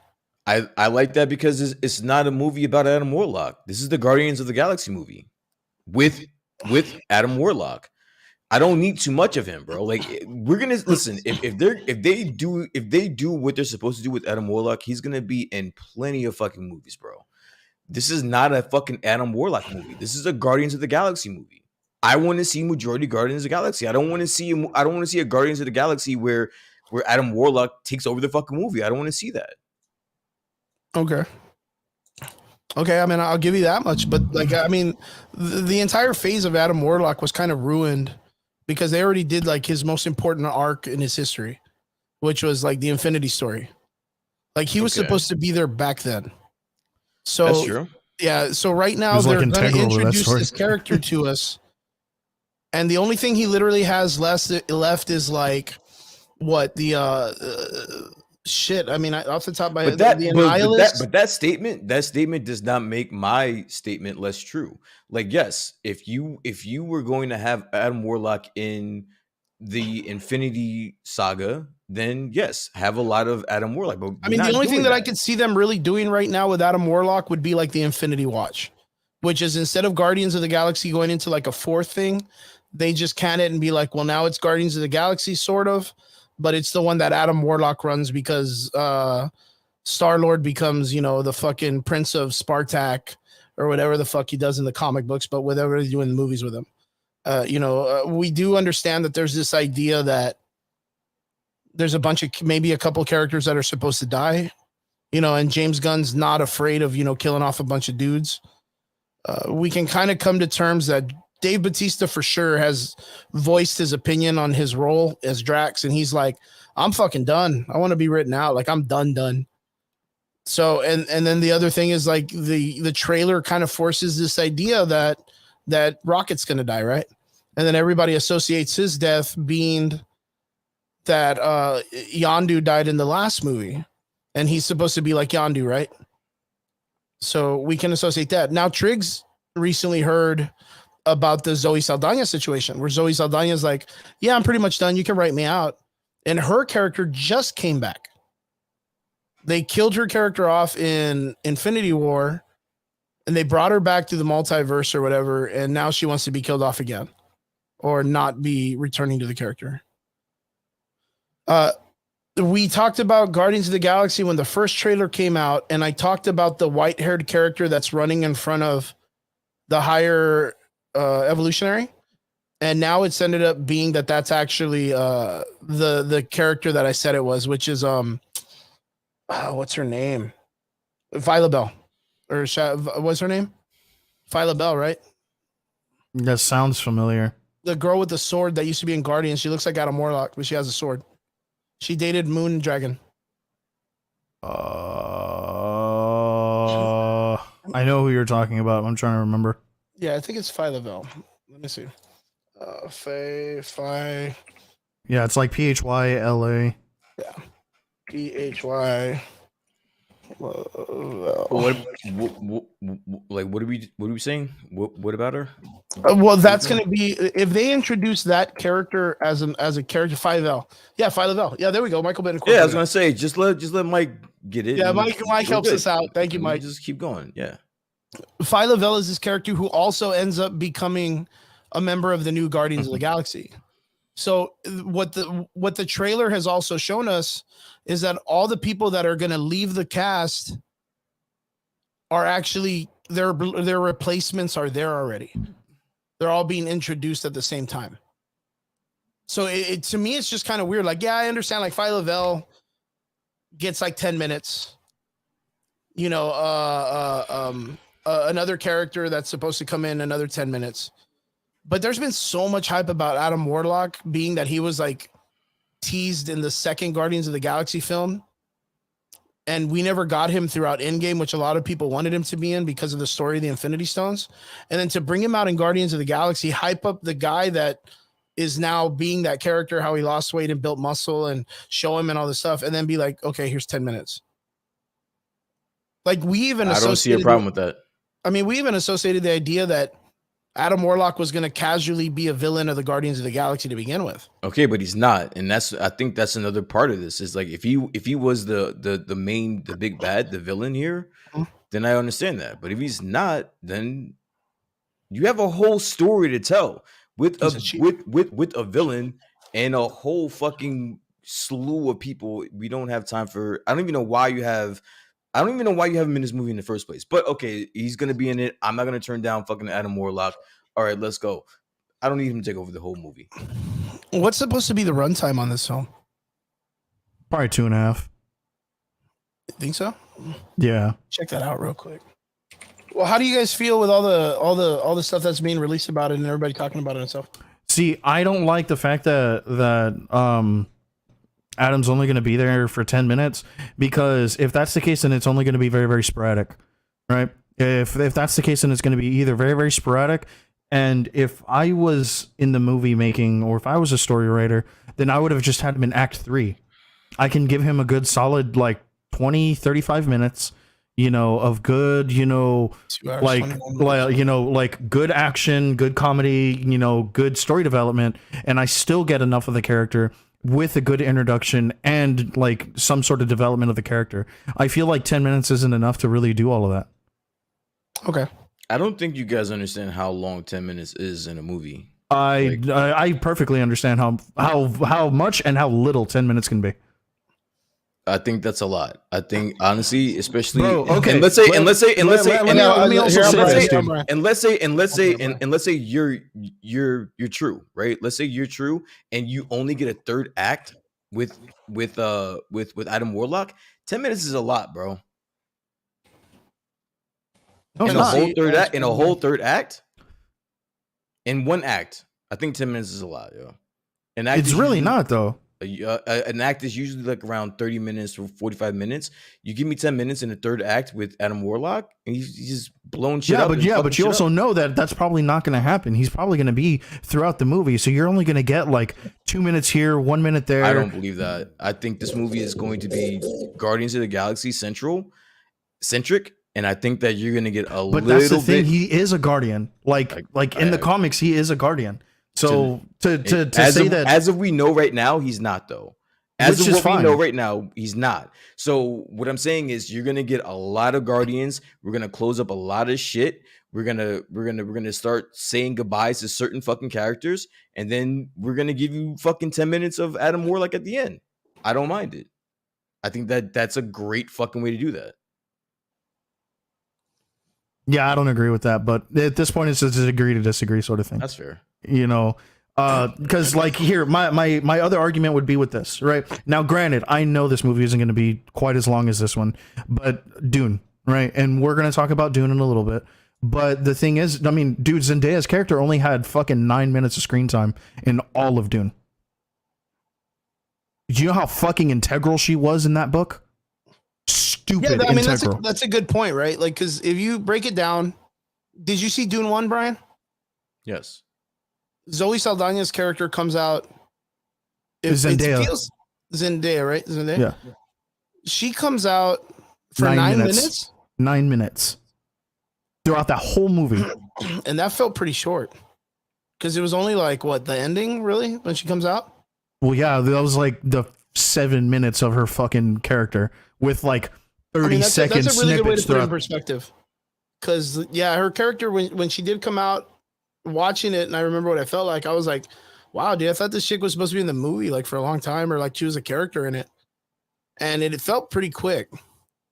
That's why like I make that comparison. Now, granted, Dune was kind of long, right? So like I would understand like the whole like, It's a good point. Fuck that. Stomp. What Sparkle Thunder. Yeah, I mean, yeah, it's true. But I mean, you're a super fan of Dune, right? Like you're aware. Yeah, of but I'm also a super yeah, but I'm also a super fan of the Guardians comics. You know, like I get that. I understand that there's a bias coming in. But when it comes to Dune, right? When it comes to Dune, the story that was told, the character that that she's playing, is she integral to that part of the story? Hell yeah. So they just left her out and just didn't bring her in, even though she was an integral part of the entire story. Yeah, because like in the beginning, he's having whole dreams about her, like huge dreams. And now, granted, like in the book, there's a lot more detail. You know, like you can never compare a book to a movie because like you're gonna leave out like 85% of the shit that's in a book, right? Harry Potter did it, Lord of the Rings, I mean, Count of Monte Cristo, every book that's ever been made a movie. But the thing is that like, yeah, dude, she was super duper integral. And then on top of that, like when she actually does come out in Dune, there's a lot more interaction than what she gets with Timothée Chalamet's character. Yeah, I mean that's a pretty solid point, man. I don't think so. I think that she was in the movie as much as she should have been. I honestly, like, okay. You didn't need it though. The movie was fucking did you not like the movie? The movie was great. Loved the movie. I had a good time with the movie. I had a good time, and that's because I'm not a super fan. I didn't read the books. I'm not gonna come out here and make it seem like I did. But I mean, it was a good story. Genius. It was a good story. That's fucking genius. If you're able to sell this movie and people say that they love it, and one of the main fucking characters that wasn't in the movie, and they're saying, "Oh, it was still great anyway." It's fucking genius. Now the next movie, I'm gonna flood you with her, and you're gonna love it even more. We're talking about Dune right now. Yeah, I thought the movie did really well, and but it does put into perspective the speed, because if you look at it, you look at Brie Larson's entrance and the Endgame story, the Endgame film. Chicks hates it. And again, she came in for just a couple of minutes. Also, if I'm not mistaken, it was like 10 minutes, 5 minutes, or whatnot. So even Brie Larson's situation in Endgame, when she popped in, it wasn't that long. So we're looking at kind of something similar to that. That's what I would kind of compare this to mostly. Granted, Endgame was also long as fuck. Yeah, like that was a long fucking movie, bro. Yeah, like I mean, like, and I'm trying to see things from Brian's perspective, right? Where like we're gonna get possibly a 2.5 hour movie, which is kind of like industry standard now. 2.5 hours, but 10 minutes out of 2.5 hours. My thing is, and I'll leave it, but my thing is, there's a lot of things we got to sew up here, bro. Like, there's a lot of things we got to close out. If this is gonna be like the last of it, and these actors are saying, "I'm done playing this character," like you guys just sat there and told me for the last 10-15 minutes about people that are no longer going to want to be associated with this film, with this film, or at least this franchise, right? Because they've already done a fuckload, man. At least this franchise. So there's a lot of things we got to close up here, and I don't want that. Which rush. I get. I don't want that rush just to bring in more fucking minutes of Adam Warlock. Yeah, come on, bro. Yeah, he's not a part of the He's not a part of the Guardians. Give me a closeout. Yeah, and then that's also, I think that's probably more the important stature or statement, which is where it's like you have these characters that you've grown with over the years. I'm invested, bro. Yeah, I'm not invested in Adam Warlock yet, bro. I know he's our Guardian, but I'm not invested in him yet. And the thing is we know how important Adam Warlock is supposed to be in the comics. Yes. Like, we understand that, but we don't understand what the Adam Warlock. We don't know what they're going to do with his character yet in the Marvel Cinematic Universe. Like, it's very far-fetched from that, man. Like, so I mean, I think Brian's a little bit more on the spot. We do need a lot of closure with these characters if they're going to kill them off. Like, them explaining, like Zoe Saldana coming back and being like, "Hey, I think I'm kind of done with this character too." And it's like, "Yo, chick, your character just came back. Like, we can't bring her back and then kill her off and bring her back and kill her off again. Like, it don't work that way. We should just left you dead in the pit." You know what I mean? You cannot do that. That doesn't make sense. That's it's bad writing. But there's more investment in those characters, and they do need bigger stories to tell. Like, you want to just see it all come to a good end, and I don't want it to be written shitty. I just don't want it to be just to fit Adam Warlock in it. Like, I don't think that's worth it. I guess just having, even with that, like, you can see some of the people in the comment section, they know of the character, they know of the resource material and stuff. And we can all kind of come to terms and say, like, whatever they're going to do with Adam Warlock, it's kind of like up in the air anyways. So if they're gonna bring him in, just introduce him, have him beat up a couple people, and have him realize he's on the wrong team, and then maybe even have him be like a backup Drax character after he dies because they're gonna lose the muscle. And that's what he ends up being till the end of the movie. And at the end of the movie, you end up getting like, you might not get like a dry, super like straightforward character anymore. Now he's like a silly, like Jesus, weird, I'm the savior of humanity kind of type converts, like the way he's in the video game, like real, like the way he's verbally in the video game. I mean, I'm for it. I'm really for it. Yeah, so this movie comes out. Damn, Zoe. What? Did you read the article that I just posted? I'm reading it now, bro. Yeah, like, bro. She's really done. Yeah. I mean, I understand, dude. Everybody else is stepping away. And I don't blame her, dude. You know, like even from like a business standpoint, bro, she has all the Avatar movies she has to make. And there's like fucking 5 more that are coming. Dude, the stat came out. Yo, Zoe Saldana, she's got like 2 or 3 of the top like grossing movies of all time. She has 5. That's 5. Yeah, that's an amazing wild actress, fucking movie. That's bro, a just wild Avatar alone is enough, dude. 5. Avatar alone is enough, bro. Man. For the both Avatars, Endgame and Infinity War, and I forget which other one that is like in like top 10 or some shit like that. That's a wild stat, bro. Yo, you wouldn't be able to tell me shit after that. Like, dude, if you had that on your credits, no way. Yeah, dude, I walk into a room and I own that room. I'm sorry, how many billions have you made? Shut your mouth. That's a wild stat. I love it. That's dope. Yeah, I think, I mean, if she needs to kind of pull away from it, she's probably the main person to pull away from it. Sausage fingers. That's so cute. Thank you, Moonstomper. Moonstomper's like, I'm following so I can join you guys next time on your podcast. I feel like I'm part of the group. Moonstomper, hit me up with an email or a message, man. We'll totally make this work. It'd be fun. One of these days, man. One of these days. Yeah. Actually, Aggressive had put a comment up here that I kind of dug. I think I didn't get to read it. Okay, so he puts, Dune as a movie is so hard. How do you show Paul's enlightenment in the way that the audience can get it? Oh, okay, so like reeling back to the Dune situation, yeah, sorry about you that. know, and like, it was. Dude, shut the fuck up. I mean, like, dude, like, I'm aggressive. I'm going to assume that you've read the books because, like, you're asking a very, very in-depth question, right? And I like, come from fucking Brownsville, boy. I can't even read, man. Yeah, well, I come from McAllen, and I have, yeah. But yeah, dude, to like answer your question, you know, like if you read the books, like the underlying like message in the books is don't always follow blind faith, right? Because that's what you end up having throughout, like you see it in the first movie, right? When he's in the tent with his mom, he has another vision, and you know he starts spouting off what he does is that, you know, yeah, and Star Trek. Yeah, fuck, I just fucking good job aggressively. Yeah, and so you see these religious radicals rallying behind the Atreides name, right?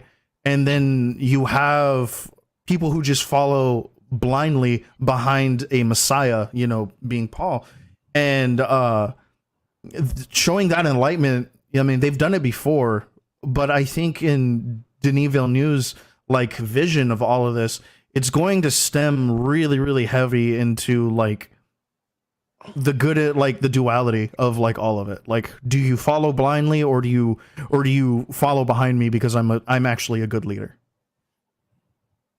Okay.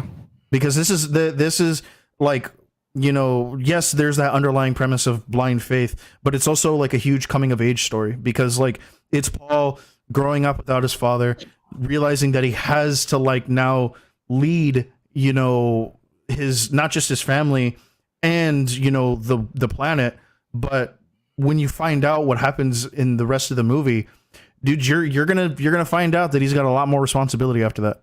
Shit was boring. Yeah, I was gonna say hindsight made it so much more of a cool story. Literally, hindsight's like, yo, this is a story. Guy inhales sand, can see the future. That's pretty it. much, dude. That's it. Done. That's it. Done. That's it. And must I say, someone said earlier, I gotta say this. Triggs, put away those sausage fingers, dude. Bro, it was beautiful. It was definitely the sausage well fingers comment, that made me directed laugh. and choreographed. I'll give him that. Yeah, I mean, But why is it so goddamn long? Yo, you couldn't have just put that in a 2-hour fucking movie. That's dude, have you digestible? seen the 1984 one? That shit's 3.5 hours. No, I'm not gonna watch that Jesus, shit either, it was man. so long, bro. That That was was so short to boring, get man. through. Bro, that book is like this thick, dog. Jesus Christ. It's a Dude, everyone- fucking book. I got through it. Come on, I got man. through it, Triggs, though. Moonstomper, Triggs has feelings too. Don't be mean to Triggs. Can you put that trash away? No. Fuck you, dog. Do what I want. Should be gangster up in here. Don't put nothing, man. Tons of detail. The Yeah, movie's dude, I super got rich. trash all over this motherfucker, man. Yeah, it Yeah. was definitely well put together. I will say that. Yeah. I will say that. No, for reals, like it was like a masterpiece. Like the cinematography was fucking gorgeous. Dude, even the story choreography was really could good. Be a little weird, but it's because I'm not a part of the the fandom. I didn't read the books. I mean, I'm from Brownsville. Like I said, I can't read or whatever, but visually the story looked nice. I'm waiting for part 2. The cast is fucking amazing looking. I mean, you can't go wrong with it. But Dave Bautista? Dave Yeah. Bautista. They just need fucking Pedro Pascal, and they have the whole goddamn cast in Hollywood. That's all they Dude. need. Goddamn, man. Hey, man, dude, they had Dominic Isaac, bro. I mean, he's a good substitute. Moonstomper's like, is that dog poop on your floor? It might be. He has a dog. Leave him alone. Yeah. Yeah, it is. leave him alone. He's got a Yeah, dog. it is. Don't fuck around. Yeah, but straight up. So, what did we get for the Dune information coming out of CinemaCon? That is even just as boring as the first one. Shut the fuck up, dude. Stop, bro. Stop, dude. Yo, No, I'm gonna watch it that's anyway. you, man. That's you. You're Dune 2 guy, man. What do we know about Dune 2 coming out and what they tell us at CinemaCon? Well, you're gonna get Austin Butler, Mr. Elvis himself. He's gonna be playing like I like that the I guess secondary big bad, like kind of primary big, like the primary big bad for Timothée Chalamet's character, but like secondary big bad to like the overall story, which is Fade Routha. He's the nephew of Stellan Skarsgård's character, Baron Harkonnen. And yeah, dude, I mean, he's bald, which is weird because in the first movie, fucking Sting, he's got a whole bunch of hair, and it's very flamboyant, back in the 80s and stuff like that. But yeah, I guess he's bald in this one for Dude, some I really like crazy that reason. fucking weird fat guy that comes out of the water. Yeah, Baron Harkonnen. Yeah, I love that actor. He's so fucking badass. Dude. Everything that guy does. He's the fucking he's the scientist in the Thor movies. He's also so he's also Alexander and Bill Skarsgård's father. The father, right? Yeah, he's a Skarsgård. That guy's a badass, dude. Dude, John Wick 4, Bill Skarsgård, fucking sick as fuck movie. Shadowrun's like bald people are so trustworthy. Jeez, dude, that's hardcore. So what else? Okay, so for the CinemaCon thing, the only thing that kind of like interested in me, and I know it sounds weird as fuck, is we're getting a fucking Five Nights at Freddy's television show on Peacock. Oh, dude, we're also getting Twisted Metal. Oh, did you saw that shit today? Yeah, dude. Look at Brian. Look at Brian. Brian's like, get out of here. Yeah, dude. With fucking. Dude, that's because everything that Brian likes. That's because everything Brian likes is mid, dude. No, it's not even that. Oh, you're just salty now. You're salty now. You're just salty now. You're salty now. But no, all right. All bullshit aside, why do we need a fucking Twisted Metal show? Like, why? You know what? Why? I would have been okay if they were like, oh, it's gonna be a movie, and it's gonna be like that, like a fucking B movie, like just something that's. You guys have dumb. played Twisted Metal before, right? You guys. Yeah, you don't. I have bad memories of that movie, but yes, I have played it. Yeah. But the thing is there's no rhyme or reason, bro. You're just in a fucking death match, and you just. Dude, but apparently there is a story though. There's a dude that's separated with two wheels. He's holding that bitch together, and there's a clown. Nobody knows that. Even if you were a fucking player like what I was, no one knows that. You just know that you're in a fucking death arena. You pick your car and you try to kill the other person. That's it. I don't need a fucking story behind that. Why does everything need to be a fucking story? Why do you need to make this into a story? Explain it to me. All right, dude, if anything, why does it have to be a fucking Why is Anthony Mackie? Once I saw Anthony Mackie in it, I'm like, yo, dude, Anthony Mackie, he's the you best. Can't be serious. The best. Falcon is in the Twisted. The Falcon is the Falcon, bro. Dude. Apparently, Captain he's hurting America. for money, dude. Hey, he's hurting. You got to be better, bro. You got to be better. Be better. Gotta be better. Okay, so guys, if you're interested in joining our Discord, there's the link right there. I put it in the comment section. If you guys are down, thank you so much for asking. Oh shit, it doesn't let me put it. If you're in Discord, if you're on Twitch and you want to join our Discord, go ahead and go to the search bar and type in The Average Boys with a Z, not with a Z as words, but just actually with an actual Z at the end of it. No, there's only one character in Twisted Metal that anybody ever the fucking clown. Yeah, Sweet Tooth. Sweet Tooth. That's it. Other than that, name me another fucking character in No, it's Samoa Joe. Yeah, Samoa Joe. It's some WWE guy, right? Yeah, he's a wrestler. That's crazy as fuck. But then again, he's not gonna have he's not gonna have a speech or anything that he's got to do. He's got to act like a crazy guy, and I think Samoans can do that shit on a whim. So that should be all right. But dude, yeah, you're right. Anthony Mackie, why the fuck? Why do I need Anthony Mackie doing a fucking Fast and the Furious shooting car movie and then break it into fucking episodes? Like, why do I need episodes? Why the fuck is that toxic of me? Episodes? Is it toxic of me to not to be disinterested because a big name guy is in the show? No, it's not that. It's not. I don't think that's what it is. That it's because they're gonna job him, dude. You just know it's gonna fucking fail. Yeah, dude. I don't want. It's gonna be a fucking failure. I want it to be all no-name people that could shock the shit out of me with some acting or whatever. I don't want Anthony Mackie in a fucking Twisted Metal fucking show, bro. There's something about it that, like, when I saw the trailer and I was like, oh dude, it's Twisted Metal. Jeez, man. Oh no. Like, just kind of like, oh fuck, it's gonna be dumb. Like, and it wasn't like bad dumb. It was like that fucking Blood and Honey Winnie the Pooh thing. You look at it and you're like, oh man, that's so but that actually is a bunch of no-name people. Bear, fucking Cocaine Bear. Yeah, like, but very much like what Brian was saying, all of that is no-name people. Fucking Ray Liotta was the biggest name of Cocaine Bear. It's fucking literally when I saw series coming and I was like, this is going to be episodic.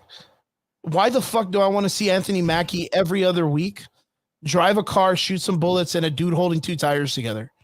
Like, can't you put that in one film and have it super fucking cheesy and me not hate it because there's like a giant fucking shark tornado in it? Like, can you just give it to me? I just want to drink and watch this. I don't want to do anything else. That's the movie that I microdosed to. Yeah.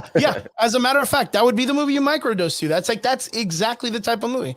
Oh, Twisted Metal. They finally made it into a movie. Nobody fucking wanted that, but I'm going to watch it. It's so fucking wild to me, but I got sidetracked by a shitty idea.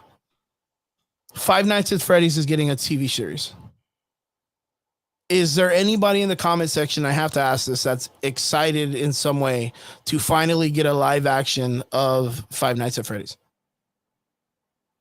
For some odd reason, I am. Michael Betancourt, as a matter of fact, will tell you why we got the opportunity to work with a YouTuber a while back, and we were coming up with an idea for a YouTube series with a Five Nights at Freddy's theme. So we had the opportunity to work with some really great individuals in creating things and stuff like that. But the guy who runs the show didn't let us get it. But I got to ask, like, I want to know if anybody's out there, like a FNAF just fan and is just truly excited to be excited to see this, man. I'm excited. I think it's a great series. I know it started off as just a JPEG style run and gun kind of game where it's just pictures and this and that and little slide movements and stuff. And it turned into a whole fucking video game where we have Glamrock Freddy and the guys in the new Security Breach. A crazy story, like a crazy story behind it all.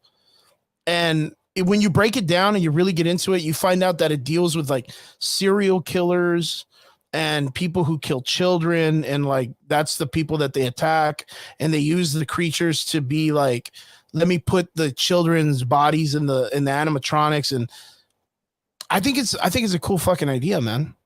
I know we got that weird fucking Nicolas Cage movie a while back. where it was like Jujutsu? him fighting.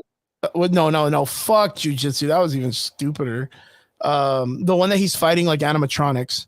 It was called like Georgie's or something like that. Wasn't it not called Jujutsu? No, it wasn't Jujutsu. Literally was him being some Yoda guy in a forest, and an alien comes down, and everybody just fights. Yeah, but the alien's a fucking had robot. nothing to do about Jujutsu, bro. I know it didn't. Nothing to do about Jujutsu. It was fucking shit. Yeah, but I'm kind of excited for the FNAF story, man. Brian, Triggs, are you guys all at least about it or anything? Not really. No. Were you guys were never into Five Nights at Freddy's or what? No? We had this conversation last week, dude. I'm too old. Like that was way behind me. That's more like my daughter's type of shit. I don't know. My sister-in-law is all about it, you know. Yeah, and, I don't know what that is. What is it? Is it a cartoon? Is it a no? it's Five a video Nights at game, right? Freddy's was established originally as a JPEG horror scare, like a Scream, like what is it called? Think about Last. Almost. No, yeah, like an Outlast game. But what was it called? A jump scare game.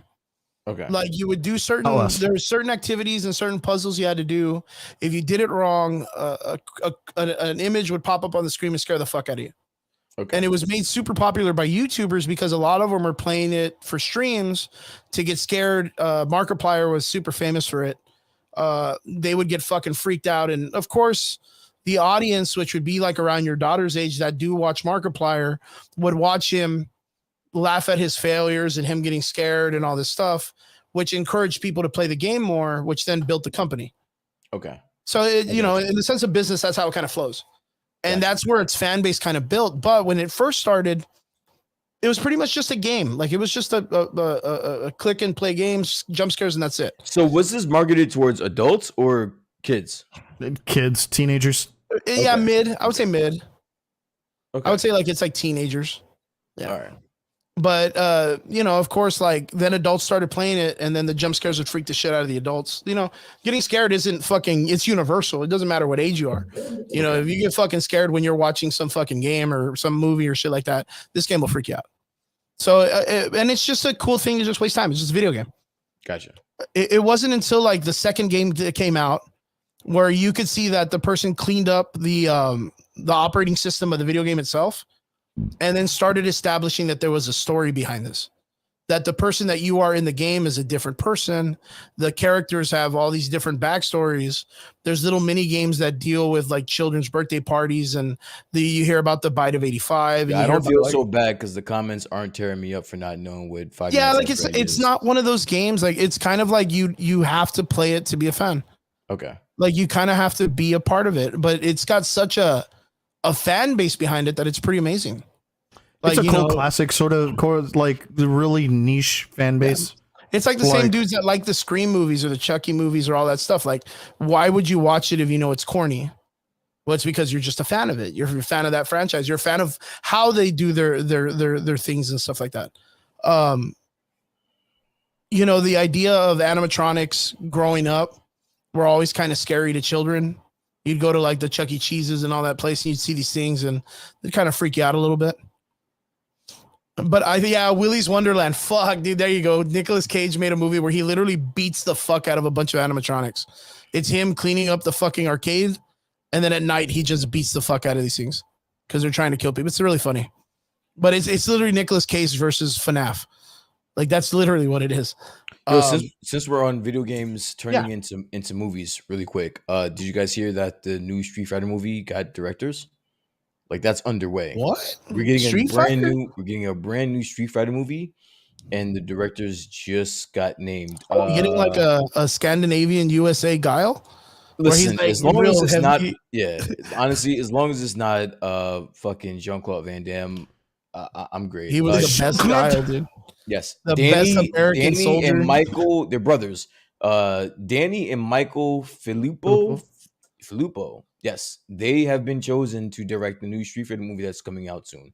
So, brothers. Are you guys? I'm excited. I'm down.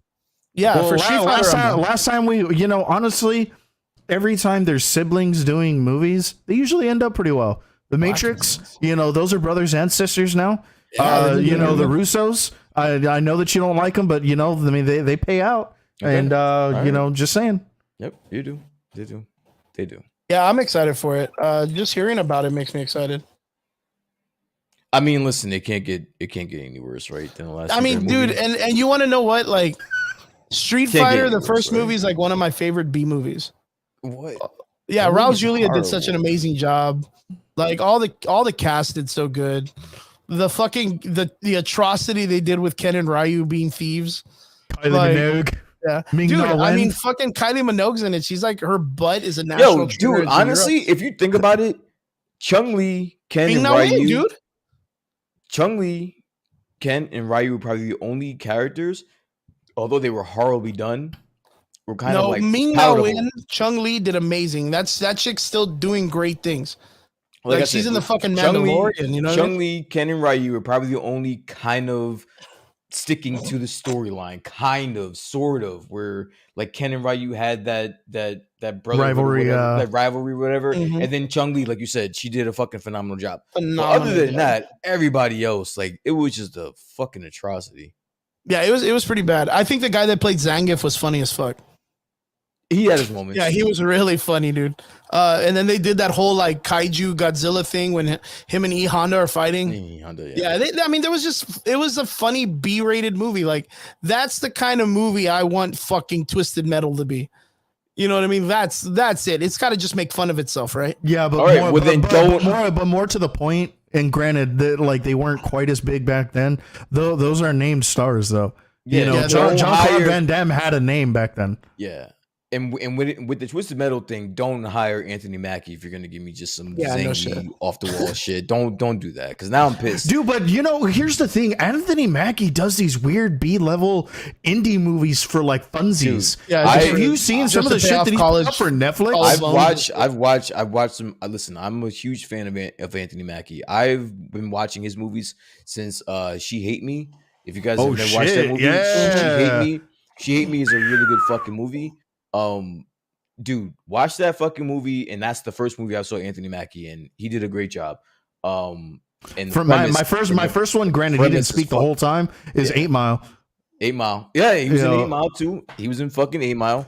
But dude, don't hire a real good marriage. Yeah, he's a really good actor. Don't hire him for fucking Twisted Metal. If you want me to take it seriously, don't hire him for that shit. Bro. Yeah.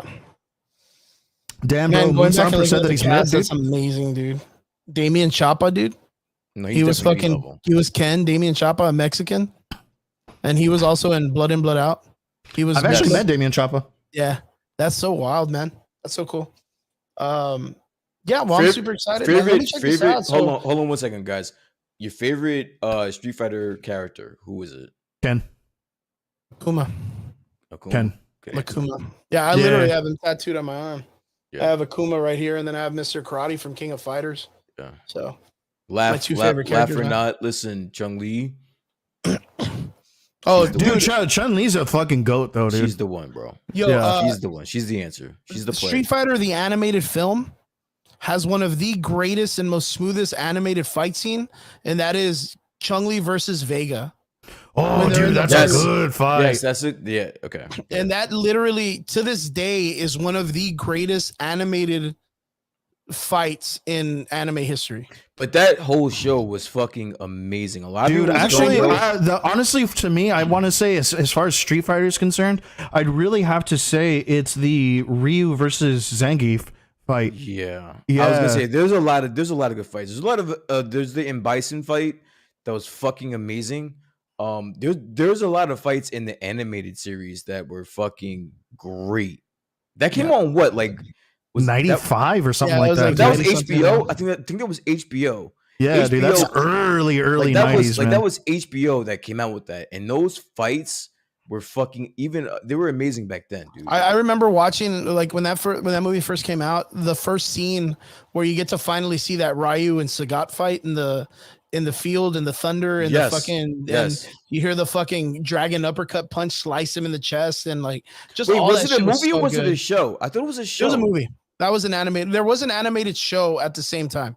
Okay, but the animated movie was the one where M. Bison kidnaps Ken. The Ryu and the Zangief fight was fucking great.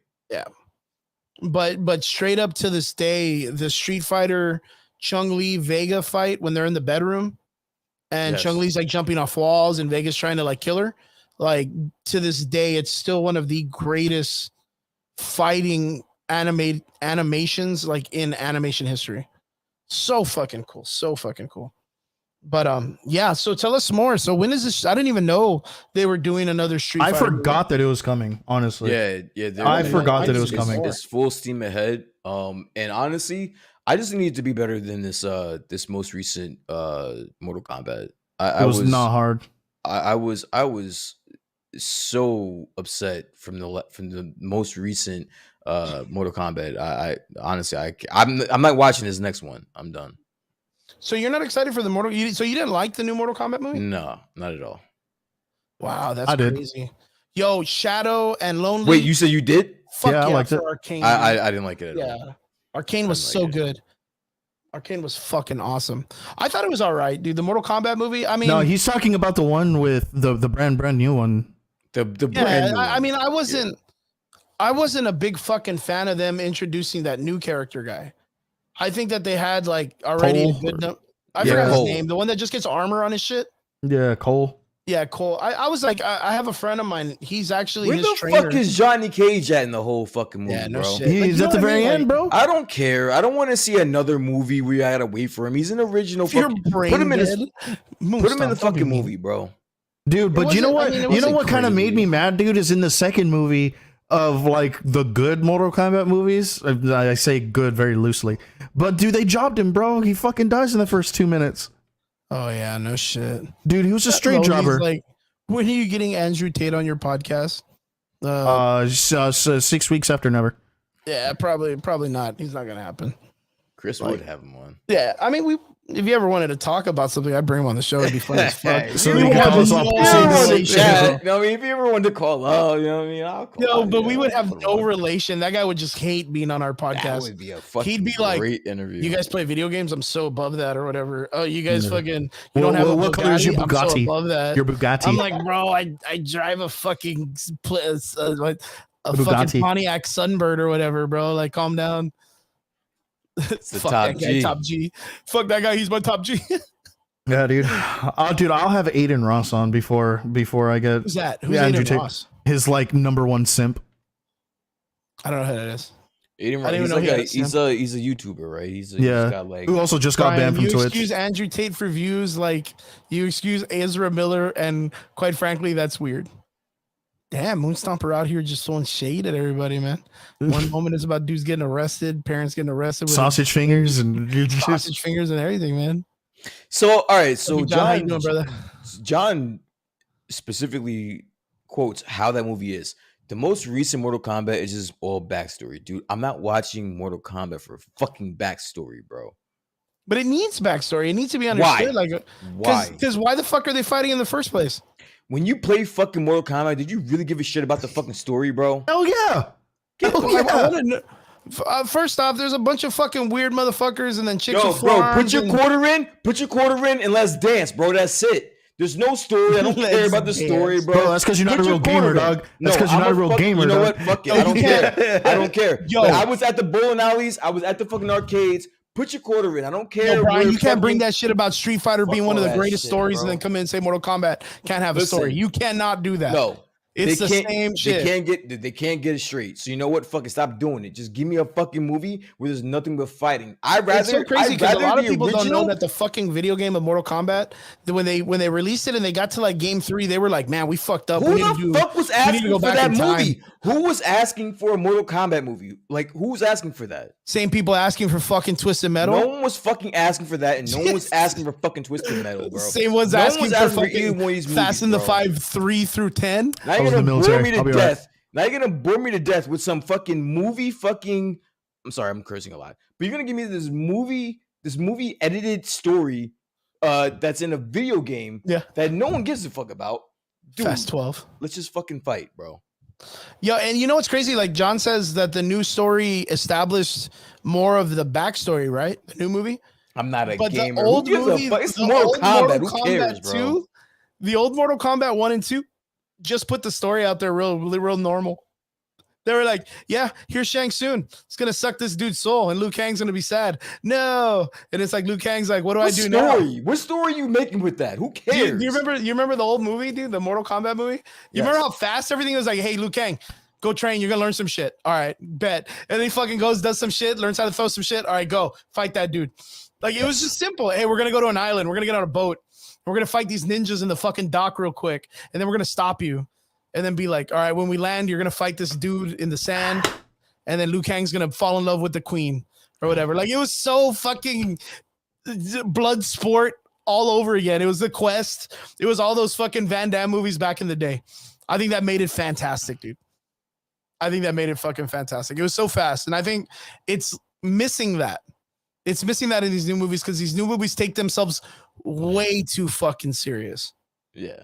The new movie was like, the story was like, oh, Cole is a young man who's a cage fighter. He's a great fighter, but wants to throw his life away. And he's the son that grew up. And Scorpion was and here's Scorpion, and his fucking wife got slain by these fucking dudes that shoot ice out of their ass. Yo, does shit come out of your hand or nah, bro? Let's get to it, man. Stop and fight. Like, are you going? Does fire come out of your mouth or nah, dog? Where's that motherfucker that says finish him? God damn it, man. Yeah, where's the guy that whooped? Where's he? Yeah, where's that dude? Yeah, no, I get you. It's got to be just less blown up. I'm sorry. I'm reading the comments about my health. I don't even know what's going on. I just see him popping off, dude. It's so funny. Yeah, I really have. I really have at this point. I have no idea what's going on. I'm just reading the comments about like everyone commenting about my health. And you know what? I feel so good about that. I have people who love me. I'm the Spider-Man meme right now, dude. They really love me. So my favorite one so far is triggers a car. That's my favorite one because you're drinking Nas and shit. Nas's. He's got multiple Nas's. Yeah. He's got one or two left. He hasn't even cracked yet. Totally missed the combo at the point. Do the right thing. Throw away the Nas. Hey, watch he fucking go to can 2 and shit. Can number 2, fucking 10 o'clock at night, almost 11 o'clock. God, man, you guys are Chris. Your friend's drinking way too many of these. Hey, man, this guy is wired. I'm not trying to keep his finger off the trigger, man. He's doing it all on his own. It's a grown man, dude. You're gonna realize Triggs is a wild motherfucker, man. Holy. One Nas for each lung, my man. Well, yeah, he just needs to. Man, why are you drinking an energy at fucking 11 o'clock at night? Though? It's like, God damn, I didn't even realize that shit. I'm like, God, you're hard, man. Oh, I am. He's gonna be up to like 6. Yeah, dude, you know how many I used to carry with these in my ruck, dude? I would carry like 4 of these and like 8 cans of ravioli. Section ammo, dude. Yeah, dude. And I would have like a whole thingy of juice, like vape juice in my fucking and like extra coils and stuff like that, dude. I was ready to go, bro. Guys, be proud of me. Cigarettes. Be proud of me. I'm drinking water. I was drinking water. In the comment section. Be nice to me. I was drinking water, and then I was like, fuck all that. I'm just naturally dumb. Triggs has his sideshow.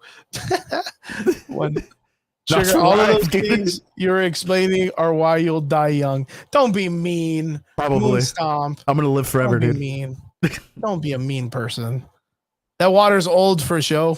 It's not old. What are you talking about, old? It's about You're walking around with old water, kid? What's going on? Oh, fuck, man. Maybe I am.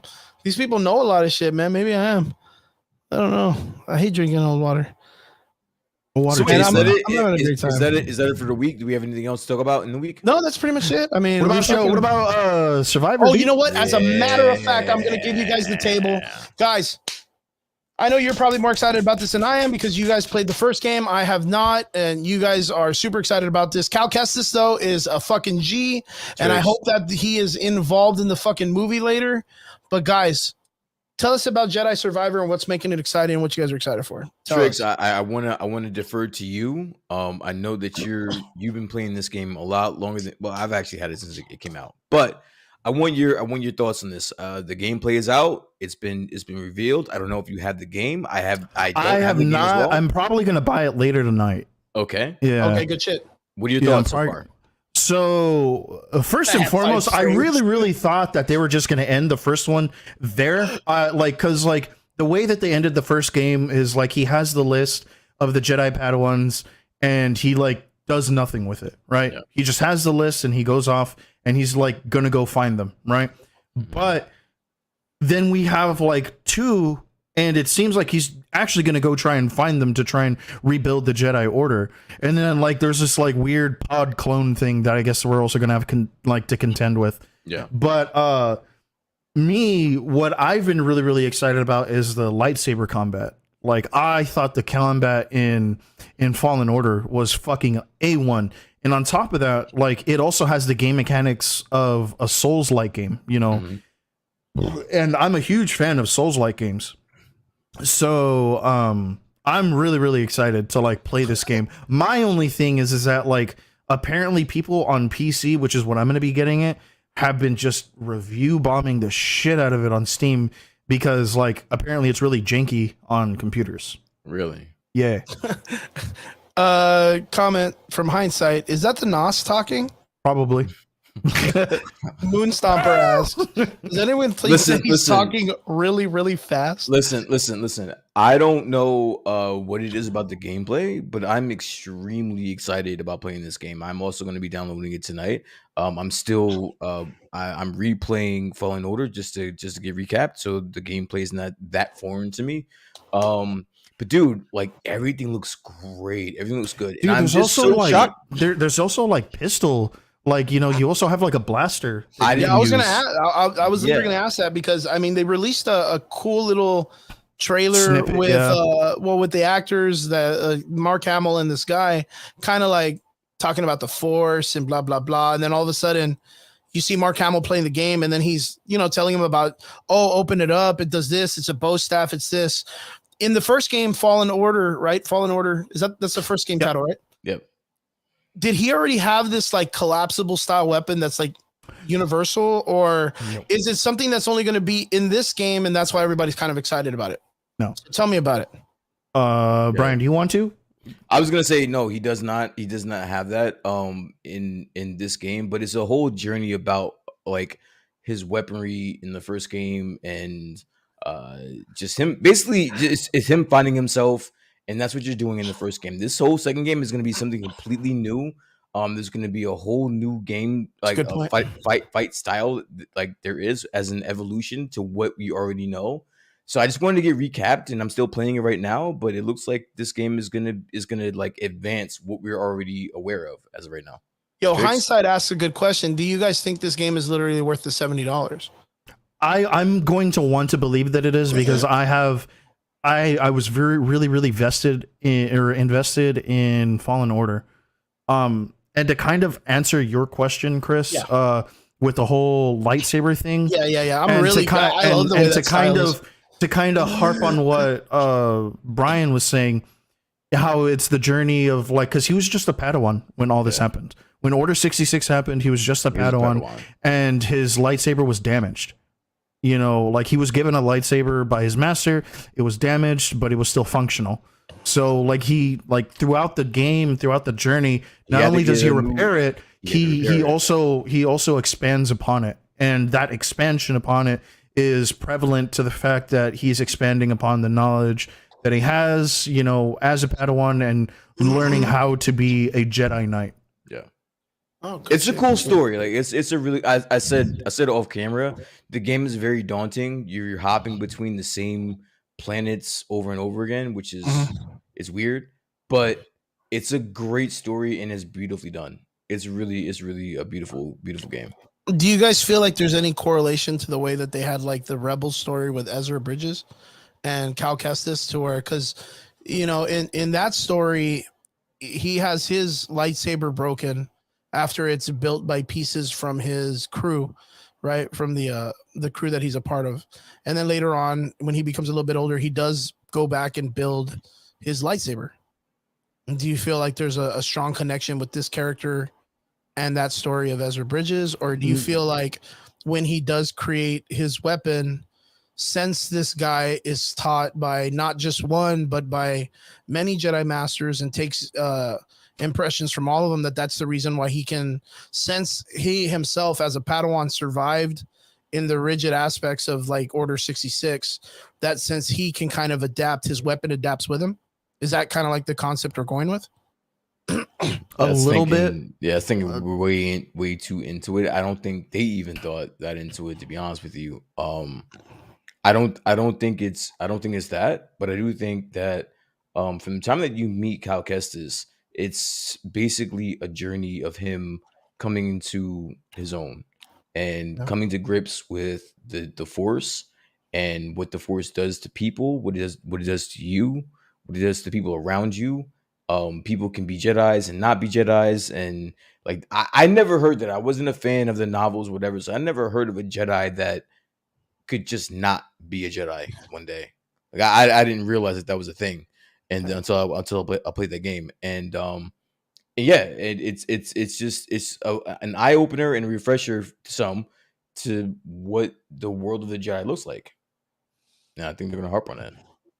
What other aspects of the game you guys most like expecting? Because there's that one part of the video that left us kind of like in awe in the first trailer when you had that one person in that space tube with the white hair, kind of like, who the fuck is that? Right? Is that like, have you guys heard anything about that character? Is there more revelation of what that person does or who they're about or what it is? I have not heard any news about said character. Okay. Same. And nor am I looking. I'm not looking. Yeah. This one I really want to stay fresh. Okay, so that's kind of like a spoiler at this moment. I don't want to ruin it for you guys. So when's this game dropping? Today. It dropped. It's already out. So it's already like everybody's done it. I'm guessing that's why Copeman. No, there's been gameplay since there's been gameplay on YouTube since yesterday, bro. Since yesterday. Yeah, good shit. So you guys are probably gonna get it then, huh? Good shit, man. I'm really considering getting it right now. Oh shit. Anything else you guys want to cover? If not, I think that's pretty much it. Yeah, it's been like a slow week, dude. There wasn't really much going on. I mean, yeah, the release of the Flash, or not the release of it, but the screening of the Flash was pretty important. And then, of course, like the early reactions to Guardians of the Galaxy, of course, that's pretty solid too. But yeah, we're about it. Yo, okay, Shadowin. Right now, at the moment, Star Citizen, is it like on sale? Nah, it's never really. It's a cheap game. It's just really you gotta get like a ship and you gotta get all this. It's fucking. You can play the game for free. That's what they're like. Oh yeah, dude, you get it, but you can't. Honestly, you can spend 20. Yeah, but what I'm saying is that you can spend $20 on like a super duper basic pack and play the game. It's just very taxing on your system. Free fly possible last week of May. Oh fuck, dude. Star Citizen has got me so intrigued because I have it. How big that fucking story is, dude. I have it. So, okay. Yeah. So you're subscribed to that game already? Yeah. It's not. I mean, you can pay a subscription and they kind of give you like in-game credits and stuff like that. But like, there's a like whatchamacallit, like a huge ecosystem to that game. That's huge, dude. It's crazy, and I never really got all that far. But like, that's the one game that's definitely gonna make me like invest in fucking. That's a trap donut. Like whatchamacallit, like joysticks. Okay, for the flying aspect, right? Yeah. Okay, dude, there was a moment in my life that I went on a whole like week. A whole fucking week of watching nothing but gameplay on that game. And it's good. Like a whole week on it. And it's... Brian, have you heard of Star Citizen? No. Dude, this game is like if you're playing fucking Star Wars. Okay. In a galaxy that's actually never, like, forever expanding. Mm-hmm. Like the No Man's Sky game. But imagine, like, you can fucking kill people. You can join pirates. You can join gangs. You can start all the people that join the game. You can get... It's like Grand Theft Auto in space. Okay. Like, in literal fucking space. Not on a planet in space, but, like, all... Like, through flying and you got fucking fights in the sky. And it's nuts, dude. It really is fucking nuts. It's huge. But the thing about it is, it's like you have to spend a lot of money to be a part of the game. And to be able to, like... You can, like, I guess buy to win, but there's no winning. But you can buy to win. So Shadowrun even says he spent like $300 on sticks just for this game. People are investing real fucking money in this shit, and it's so crazy. And what's the point? I'm looking at it right now. What's the point? It's like Grand Theft Auto in space, but it's just online. Like, you just play online. It's like the biggest fucking multiplayer online. And you have to pay for this. Yeah, well, you have to pay for your subscription. That means like if you want to play the game, there's no subscription. I haven't paid for a subscription, but if I wanted to, I can. Ship. Yeah, but that's it. That's the only thing you're paying for. But the ships are like worth the same amount as buying a brand new fucking game. The cheapest some of them, the cheapest ones. No, you can buy one for $20. Yeah, and that one's like a 1-seater, and you're not gonna have fun in a 1-seater. And you both play this game. I haven't played it. I'm interested as fuck. Triggs, you play this game? Yeah, I have. Yeah, yeah, it's cool. You like it? I like it. Yeah. Okay. Yeah, it's interesting, man, and it's like one of those things. Like, imagine this Grand is news Theft to Auto. me. I'd never heard about this. And that's the thing. Like, it was the reason why I heard about it was because someone had said this is the game that's called the $3 million beta game. Oh, dude, it's like $100 million. Been in beta for like the last 12 years, or what is it? Like, what, 10 years? It's buggy as hell. Yeah, but that's because it's just ginormous, dude. So there's been no like official release. It's just been always beta. It's just all beta, and it's like over $1 million. It's still an alpha, it's still like an alpha. It's not even beta yet, brother. It's in the 100 million. Yeah, it's. There's been so much money invested into this. Movies have been made for less. 10 years, dude. Alpha for fucking 10 years. I mean, imagine fucking playing Grand Theft Auto Alpha for 10 years, dude. I mean, if it ain't broke. That's fucking wild to me, dude. What do you mean? You guys have been playing the same fucking Grand Theft Auto game for the past 10 years. I haven't, man. I'm playing fucking Arma. And Arma's been the same game for the past like 15, bro. Yeah, Arma's been the same game for like fucking $8 right now. Yo, honestly, I just had this conversation the other day. Yo, fucking Grand Theft has been the biggest ripoff of all time of all games, bro. They've been giving you the same Grand Theft Auto for the last 10 years. Oh, yeah, for the last like 20 years, dude. Yeah. Last fucking 20 years, man. It's funny. That's super cool, man. And I don't even know where that came from, but thank you, Shadow, for jumping in and talking about Star Citizen. That game is so interesting looking. I'm gonna look into it. I really am, and I've been seeing the trailers and stuff for it being dropped for like free for a couple days to try to get new players, and I'm so down. And the detail is so crazy, Brian. Like when you're in like first person mode and you're just doing regular like walking around shit. Yeah, it's so fucking detailed on the shit that it's like Arma, man. Like the shit you could do in it, it's so cool, man. It'll be good in 12 years when it comes out. Fucking Grand Theft Auto. Officially Battlefield 4 also, man. Battlefield 2042 is the same way. That's the same shit. Same thing with Warzone 2, man. Everything's the same. You know what? I miss Treyarch Zombies, but that'll be a different conversation for a different day. Guys, I gotta say, what a fun fucking conversation today. I really appreciate it. I gotta say, man, all you guys that came in on Twitch today, so cool. The last time we got some Twitch comments was like some, of course, like advertisement. Let me help you be a subscribing champion, follow my page kind of thing. But we really got it. And I don't know if you guys came, of course, it's probably like the dudes that come from like raids and shit from other lives or other people that are streaming. But I gotta say, man, I appreciate you guys. You guys came in today and really made the chat fun. We do this every Friday, 9 p.m. here on the Average Boys podcast. And I want to say thank you all for joining in with us and jumping into the conversation. We really enjoyed it. To all our normal guys, we really appreciate you too. And whoever's going out to South Texas Comic-Con here in South Texas, I really hope you have a great day tomorrow. And I hope we hit the big fucking numbers, dude.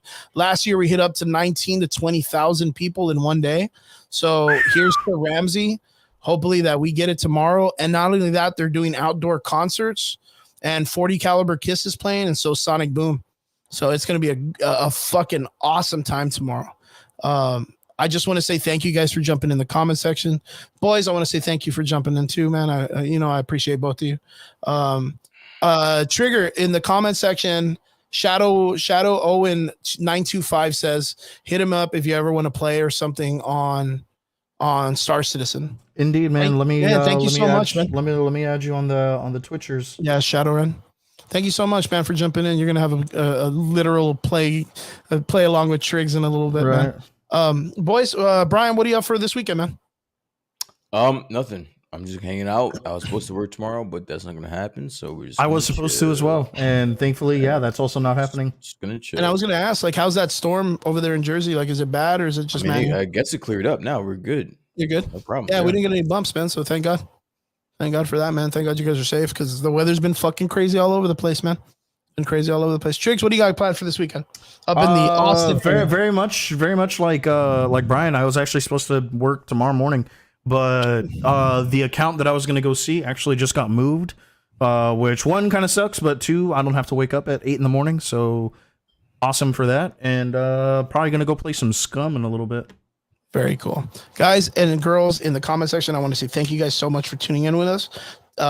If you can, like, share, subscribe, join us here every weekend. Every Friday night we come out here and we do a nerd conversation just like you saw today, and we hope you guys enjoyed it. I want to say thank you to all our extraordinary listeners. Don't forget to be safe, care about each other, just like the good old Dr. What's his name, Jerry Springer said. Be kind to each other, Doctor. Love each other, and be kind, or whatever. I don't know. He said some really nice shit, but man, fucking Jerry Springer, we lost a good one, man. We lost a good one. That guy got me into. We lost a fucking good one. A G, dude. That guy was a G. That was the dude that was like, if you don't learn to fight, you're not gonna learn shit in the streets. Like Jerry Springer, you get called up for a Jerry Springer show, you better learn to throw vergazos, dude. You better learn to throw some fucking punches, dude. Because that was the moment, man. Fuck, we lost Jerry Springer. But shout outs, RIP to Jerry Springer. Appreciate every one of you. Thank you guys for tuning in.